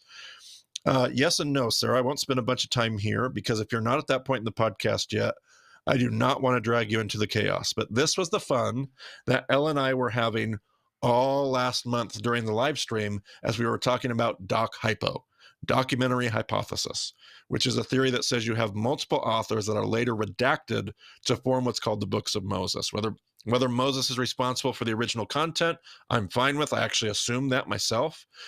But what we get in the Bible is these redactions of different accounts and different sources being interwoven into the inspired text that you have today. Elle doesn't agree with Doc Hypo. I do, and we have a fun back and forth about that. Doesn't really matter who's right or wrong in the end, because I think we would both affirm the inspired Word of God. We will talk about that later in the podcast in episode 82, but I do not recommend skipping ahead to that episode. We waited on purpose 82 episodes to have that conversation. We waited on purpose just to get us familiar with literary devices, just to get us familiar with how the Bible operates, just to get us familiar with how crazy, and we did everything in session 2 was a buildup to get us familiar to thinking critically about the text and textual criticism and literary analysis. And we wanted to build up so that we could get to Doc Hypo at the right time and the right way at the right. So if you're not at episode 82, please do not skip ahead, particularly to that episode, because that episode could ruin a person if we weren't ready for it. I've had people tell me I should have never done the episode in the first place. I entirely disagree, but we will get to that, I promise. And not everybody agrees. Not everybody on the Bema teaching team sees it the same way, obviously, because Elle and I go round and round and round and have a lot of fun giving each other a hard time about that. All right. Renee says, how do you arrive at the definition of apocalyptic literature being about the present? Every definition I research indicates the exact opposite. I listen to your podcast, but I'm struggling with some things, particularly this definition. I don't know, Renee. I don't know if it's your Google algorithm giving you a more dispensational Christian, because it's just a straightforward, it's just what the word means. The word apocalypsos, just literally means an uncovering. That's it. The word just means an unveiling. And so what we assume is that it's unveiling the future, but that is a complete assumption and a complete projection. It is not how the Second Temple world of the Bible understood what the word to mean. It was playing with the future as a picture, as almost like a a tongue-in-cheek word picture, but the message was entirely for the present. And we have lots of it between the Book of Enoch, between lots of Second Temple apocalyptic pieces of literature that are outside the Bible. Like, we have lots to work with, not just Revelation, not just Zechariah, not just Ezekiel. It's a genre of literature that can be pretty well studied and understood, like how that literature functions and its to its original audience. So I don't know. I know that my Google algorithm is fine-tuned for me. So that's just the way the internet works, unfortunately. I'm sure there are other search engines, whether it's whatever, Bing or DuckDuckGo or whatever it is, that use algorithms differently, I'm sure. My Google algorithm has become fine-tuned to a certain school of scholarship. And so when I look for those things, I get certain answers. When other people look for those things, their Google results are not my Google results. And so part of it is just beginning to ask different questions, beginning to read the Bible a particular way. But I'm not aware of a school of scholarship in our hermeneutical stream that sees apocalyptic literature. There's plenty in Christendom that does, but nothing in reading the Bible the way that we have taught ourselves to read the Bible, asking about authorial intent, asking about history, historical grammar, textual, historical criticism. I'm not aware of anything in that corner of that conversation that doesn't recognize apocalyptic literature in that way. Lots of Christianity does, I think, really, really poorly. But that's a very popular. I've told Brent no more live questions, and he keeps putting them in the document, but I'll show you what to do with that. I just ignore them. Hannah says, I started listening to the podcast a little over a year ago and have binged the entire thing. It has really helped give me the tools to look past the stories I've heard of over and over again and really see what the text might be saying. By the way, trigger warning before I even get to the end of this. This will mention miscarriage. I try to be careful with words that will show up and all of a sudden plow people over, hit them in the side of the head. I was reading Genesis 23:25 this morning, and something really stuck out to me, but I can't find anything that backs it up. Maybe I've looked deep enough, or maybe I'm totally off base, but I feel like I've always had this feeling that Ishmael and Isaac were mortal enemies. But reading today, Isaac was living at Lahairoi, which at least has connections with Ishmael, and after Sarah's death, Abraham remarried, has 5 more sons, and then sends those new sons away before she dies. So only Isaac and Ishmael bury him. I just can't help but feel a closeness between them. I think you're totally right. All of Judaism, by the way, agrees with you, Hannah. So you may not be able to, again, this is what we learn to look for and where we're looking. So Google may not be your best friend here, but I can tell you that almost all Jewish tradition recognizes this. I can tell you Rabbi Foreman has long teachings about the restoration between Isaac and Ishmael. I can tell you, yes, Rabbi Jonathan Sachs, completely unrelated, no connection to Rabbi Foreman, very, very similar teachings that I've run into and bumped into. So yes, yes, yes. Ishmael, Isaac, all those characters, there is a motif of reunion, of redemption, of restoration in those relationships that you are picking up on, and it is in the text. It is. I guess my questions would be if we know Ishmael was living near Lahairoi. We don't know, but the text seems to insinuate it, and Jewish tradition says that he was. Not all of Jewish tradition. There's a million opinions about everything. But a very strong stream of Jewish tradition says he was living at Be'er Lahairoi with his mother Hagar. Jewish tradition says that when Sarah dies, Abraham takes a new wife. Her name is Keturah. Most Jewish tradition says that Keturah is Hagar. So that is like a wonderful, beautiful, weird twist to that story. Jewish tradition says Keturah is Hagar. That Abraham waits for Sarah to die, and then he goes and he remarries, or however you want to word that, takes Hagar back into his family. And that's why those sons come back and are restored into the Abrahamic family. This is beautiful. I think it could be beautiful. You can view that a million different ways. I understand that. I think it was talked about in one episode, but I want to make sure I didn't make that up. Also, is there any midrash about two of them being friends? Basically, I just talked about that. I can imagine them both having complex feelings for all their parents involved in their upbringing, and especially being angry with their father, which could easily give them something to bond over. Could they have had a strong relationship? Sorry if it's obvious. The episode that I talk about this, if you got there, is in session 6. It's an episode called Isaac's Bad Eyes. I'm sure Brent will give me the number here in my notes. But Isaac's Bad Eyes, it is, to date, my favorite episode I've ever recorded. I'm trying to decide if people have a hall pass to go listen to that one ahead of time. But yeah, there's an episode where we talk all about that. Hannah, so there you go. 217 is the episode. It's called Isaac's Bad Eyes. Then she says, thank you for taking the time to read my message. I really love all that you guys are doing. Also, I recently had a miscarriage, and I had gotten to the episode where Brent and Marty talked about miscarriage a little the day after we found out that my baby had no heartbeat. It was really a rough time, but hearing you guys talk about it was really comforting, and I wanted to just acknowledge that without a lot of commentary, just to honor that reality. I'm very glad that God was able to use that conversation. You, Hannah, would be the case study. Whenever Brent and I get into something like that, the older I get and the more I have pastored people and their stories and grief and all of those things, I always think about them and think, I don't want to treat this conversation trivially. I want to give it the proper amount of weight and gravitas. And I'm always concerned that we did that correctly. And so hearing from you, and everybody else could hear it a different way, but hearing from you, Hannah, was really encouraging to know that had landed. That is, you're the case study for whether or not we are stewarding those conversations well. We have not always been good at it, but I always want to honor that. Lauren says, I went to Israel with you as part of my famous or infamous Bema Loco. That's the low contact trip.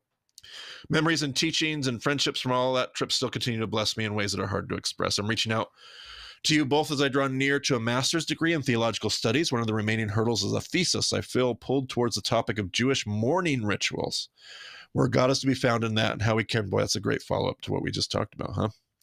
I feel there's a great divide in the Western and Eastern mindsets towards mourning, especially in the United States, as fewer people claim any sort of religious belief, and even those that do seem to have no rituals that remain sacred. That's my starting point.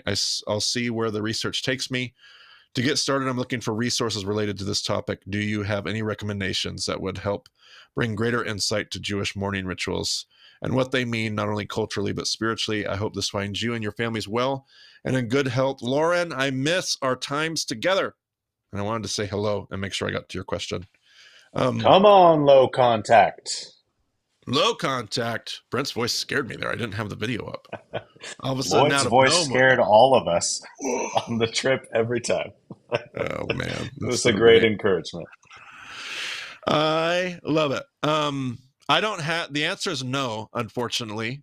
There might be stuff in the bibliography that Ray has left behind that I haven't gotten to yet, Lauren. But I don't have great, I know that they're out there. Again, it's a corner that I haven't necessarily swam in, a pool I haven't swam in a whole bunch, but I know that there's resources out there. I just don't know what to recommend. I haven't found anything yet that has gone in depth. I know it's in my bibliography. I'm just confident of it. I have not found anything that's gone in depth to mourning, burial, lament. The only thing I know is what I've learned from Ray, and that's the bibliography that I'm working through. There was recently a book, I am not going to be able to remember, a new book on lament that I know everybody was raving about. It would be, I don't think it's going to be historical Jewish mourning, but just the practice of lament in our day, it would really be worth. And it had the author had a non-Western name, Suchan Ra. Brent, can you do a Google search and see if you just do like recent books on lament? The title had lament in it.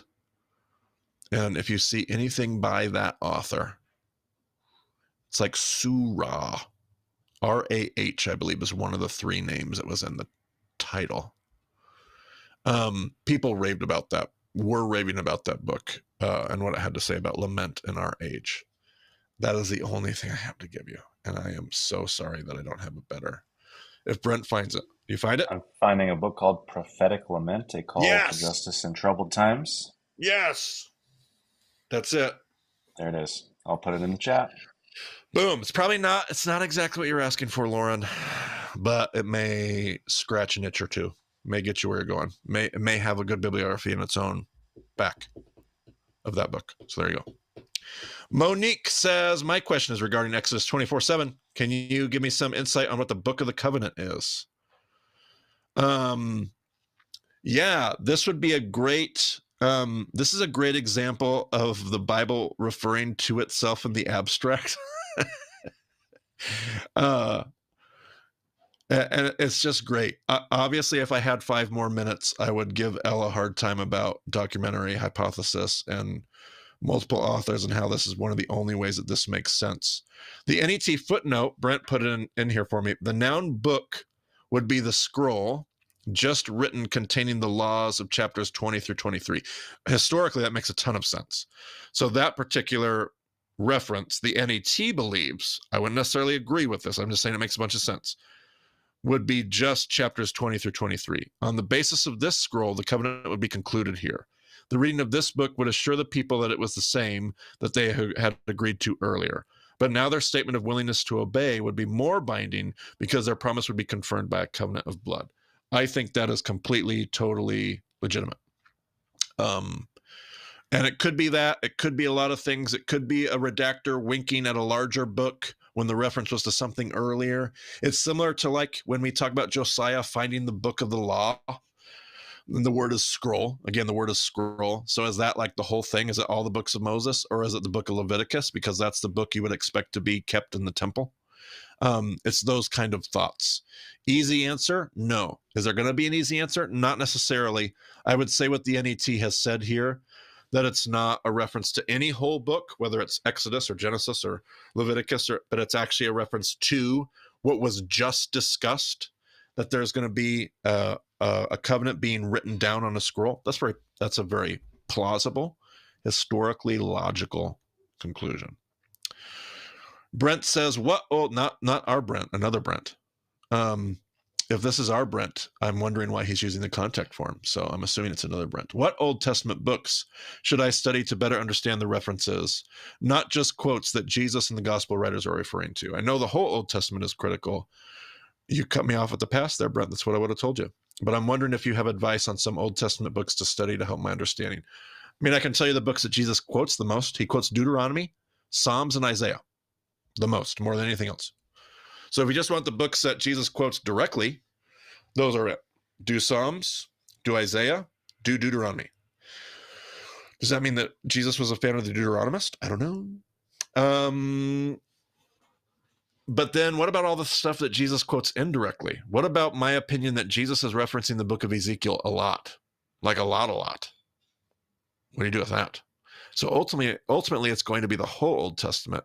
But if you wanted a good, quick, solid answer to that, Brent, I would say the books that he directly quotes the most. I would say Psalms, Deuteronomy, Isaiah, because at least you know he's quoting those. I'm not sure that would be the way I would go, but that's the answer to your question. I like it. And anything that gets us in the Bible. Anything that gets us in the Bible. Anything that gets us in the Bible. Ingerlease, I have no idea if I'm saying that name correctly. Ingerlease. I'm wondering if you have or will have a whole Bible reading plan with YouVersion Bible app. I've been reading through the Bible with a group of 50 plus women for several years. I've discovered Bema and would love to incorporate it into a reading plan. We've done the Bible Project's 2 plans and the Bible recap. I'd love to do yours too. There's more to the question, but I will just say this, Ingerlease. We do have plans. We've been working with YouVersion really closely, and they keep telling me that the best way to partner with them, the most efficient and effective way to partner with them at YouVersion is to do reading plans. I haven't had a whole lot of time to work on that or anybody on our team, but I can see the light around the corner. My plan is to work on that this year. I don't know how much we will do, and I don't know when it will be out, but the short answer to your question is yes. We will. We don't have them. No, we don't have them now. Yes, we will. The longer answer is I don't know exactly what they will be or when they will be, but the answer is yes. That is coming. Bema YouVersion reading plans, and we have lots of ideas. Fast reading plans, condensed reading plans, in-depth reading plans, take a bunch of time reading plans. Like, we've got it all. So we're gonna, like, anything that gets us in the Bible, anything that gets us in the Bible. Didn't I just say that? Anything that gets us in the Bible is going to be worth our time. Riley says something seems odd about the lineage of the covenant in Genesis. How do they always end up with Pharaoh? It's like as soon as they travel to the city, they're sitting in the gates of Pharaoh's palace. I'll summarize this question like Abraham and Sarai talking to Pharaoh. Every time you end up with a story with the God's people and Joseph, the right hand of, why are they always getting connected to Pharaoh? Like, that seems like the most impossible thing, and yet it happens with everybody. And I think Jewish tradition would say, Jewish commentary would say, with a twinkle in their eye and a wink, this is what God wants to do with his covenant people. I don't think that's just about Judaism. I think that would be about, but we just walk faithfully and just see, because you just follow Joseph's story. There's nothing about Joseph's story that would have ever told him he would be second in command in Egypt, right hand to Pharaoh. He gets sold by his brothers. He's in a well. He's a slave. He's working in Potiphar's house. Then he's in another dungeon. Like, there's nothing that, and yet God has a way. So it's not strategy. It's not human strategy that's pulling it off. It's just people being faithful, and a God that says, I want to take this small people that amounts to nothing, and I want to keep putting them in the room. I just want to keep putting them in the room just to see what happens when you take people that know Adonai as God and put them in the room with people who don't, people who need to consider those things. So I think Jewish wisdom, with a twinkle in their eye, would say that's just what God keeps doing. And it is crazy, isn't it? With a wink. Again, I don't think that's just about Judaism. I think that's about any of God's people that say yes to what God is doing in the world, that say yes to the covenant of God, any covenant. And God says, okay, I'll take care of the rest. Just watch where I put you. And sometimes it's with the pharaohs, and sometimes it's with the nobodies that end up being the everybody's. So it's not just that they end up in the pharaoh's offices. It's that they also end up with, like, random fishermen from Bethsaida who will change the course of human history. So it's both the somebodies and the nobodies, and it's just God's people being faithful. And that faithfulness puts them in just the right places that maybe you would see and maybe you wouldn't see, but they're always where they need to be, because that's what God does with faithfulness. And it's what he'll do with your faithfulness too. I'm back. Last question, and then some closing comments. I'm back in Matthew 8. You make mention of Lazarus, Mary and Martha's brother, being a leper. I have been searching the Gospels and cannot locate where that information comes from. Is that somewhere in the Bible or oral tradition? That is a good question, Mary, and you have caught me red-handed. That is me making assumptions, both historical and traditional. And it doesn't say that directly in the text, and yet I have adopted that as my own opinion. And I usually try really hard to make sure that I'm acknowledging when something is my opinion and not explicitly stated. And that's just one I slip on all the time. That's what I believe about Lazarus. I do believe the Gospel of John hints at Lazarus not just being sick right before he dies, but Lazarus being sick, and Mary and Martha live with him in order to care for him. Everything historically fits leprosy. And I don't mean leprosy as the specific disease. Leprosy can stand for leprosy, and leprosy can also stand for any kind of skin disease or condition that separates you from the public. It can be everything from severe acne to the actual condition of leprosy itself. In the Hebrew, there's different words for it. but when you're working in the New Testament, they're from Bethany. There's been lots of debate about Bethany and what Bethany is. And where was it historically? In my opinion, Bet Hani, house of misery, would have been the leper colony to Jerusalem. There are all kinds of details in the text that make it seem like this fits. Whenever Jesus goes to Bethany, he waits 6 days before he goes into Jerusalem because he has to make sure that he's just been in a leper colony. He has to make sure that he's ceremonially clean before he goes in the temple. That's honoring Leviticus. Again, cleanliness doesn't equate to sinfulness. Uncleanliness is not sinfulness. Not respecting cleanliness would be sinful, but everybody has the opportunity to be unclean. A woman in menstruation, is not sinful for her to have a monthly period. It's just her turn to be unclean. We do that in session 3 and 4. Don't worry about that. Talk about that later. But it makes sense to me that Bethany, is the leper colony. And so I'm making assumptions about who Lazarus was and why his sisters are caring for him. It just seems like a really good, educated, but it is nothing more than an assumption. We know that he's sick. We know that he's in Bethany. We know that his sisters care for him. It doesn't mean that he's a leper. It just seems like if he's not a leper, he's awfully close. If that wasn't funny, I didn't mean for it to be funny. That's why I make those assumptions. But you have caught me in an assumption, and one that I should be more clear about, and you are correct. Okay, Mary Lou says, for future reference, how does one get their questions on this document that Marty has? Again, we get so many questions. There is no system that we can guarantee this happens with, but we do ask everybody to use the contact form on the website. Use the contact form. It's the best way. People try to get around it. They used to be able to get around it to get to me. You can't do that anymore. I don't let you. In fact, if you work too hard to get around it, it kind of makes me angry. And then I don't honor your question because you're purposely trying to get around it. But people try to like get in through like Facebook, and people still do that. And it's not because they're trying to get around it. Some people are, many people are just trying to get. And so contact form, not social media, contact form. It all gets to an inbox that gets disseminated to the right people. Certain questions get put into a parking lot. We decide we want to do those questions. We can't deal with all of them. So there's no way to like submit your question in a way. We're just trying to honor. We are not here, guys. We're not here to answer all the Bible questions. We're not that good. I am not a scholar. We are not that smart. We are not here to answer all your Bible questions. Do not use us like that.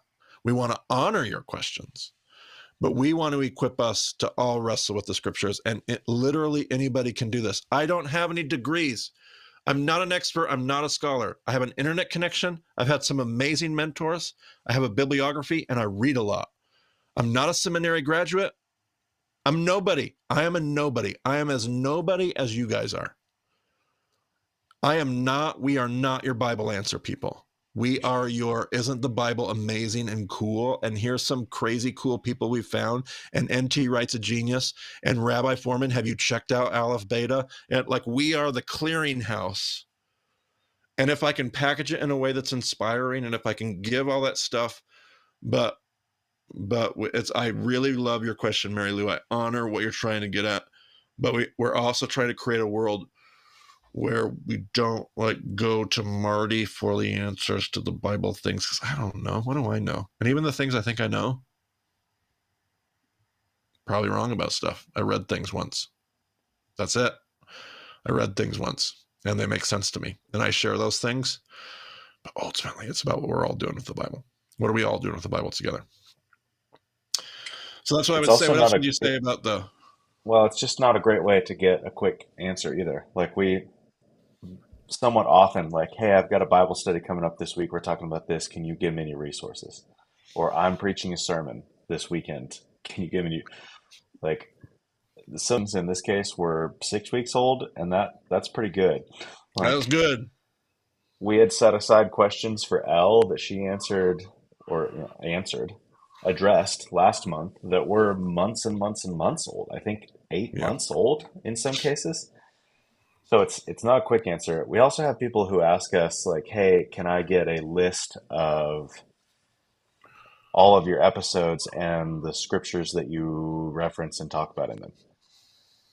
And the problem with that is then you think like, "Oh, if I'm studying this, I just need to understand this one thing. I'm going to go listen to this one episode and I'm going to know everything I need to know about it." And that's just not really a good way to approach it because that's not how we've designed Bema. Bema is meant to be this journey from start to finish of the whole narrative of the Bible. And it's not meant to be like, oh, here's the one little answer on this one passage that everybody talks about. It just doesn't work that way. It's not a quick fix. We are not a commentary. We don't want you to treat us like a commentary. We don't want you to treat our body of work like a catalog. Like, we really want to avoid, like, oh, this is a question about Chronicles. Where are the episodes about Chronicles? They talk about chapter 18 at all?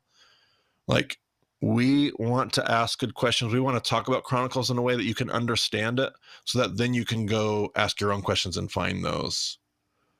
Because you can't cite me on a paper. And you could quote me in a sermon, but you probably shouldn't. Who am I? But you should probably quote like Walter Brueggemann, like quote him. That was good. And that's why we want to connect you to those conversations. But we've purposely not done the scripture catalog because that's not what we're trying to do. We're trying to get all of us deeper into the text. Marty, I'll be really curious to see how you say that same thing after you get your master's from Xavier and inevitably go on to get some other thing after that. Well, then I'll be a freaking expert, and then you can quote me. No, I'm just kidding. Yes. I'm not even kidding. I'm not. You'll be able to quote me in one sliver of theology that I'm getting my degree in, but that's about it. And even then, it's only grad work. So, oh, goody, goody, goody.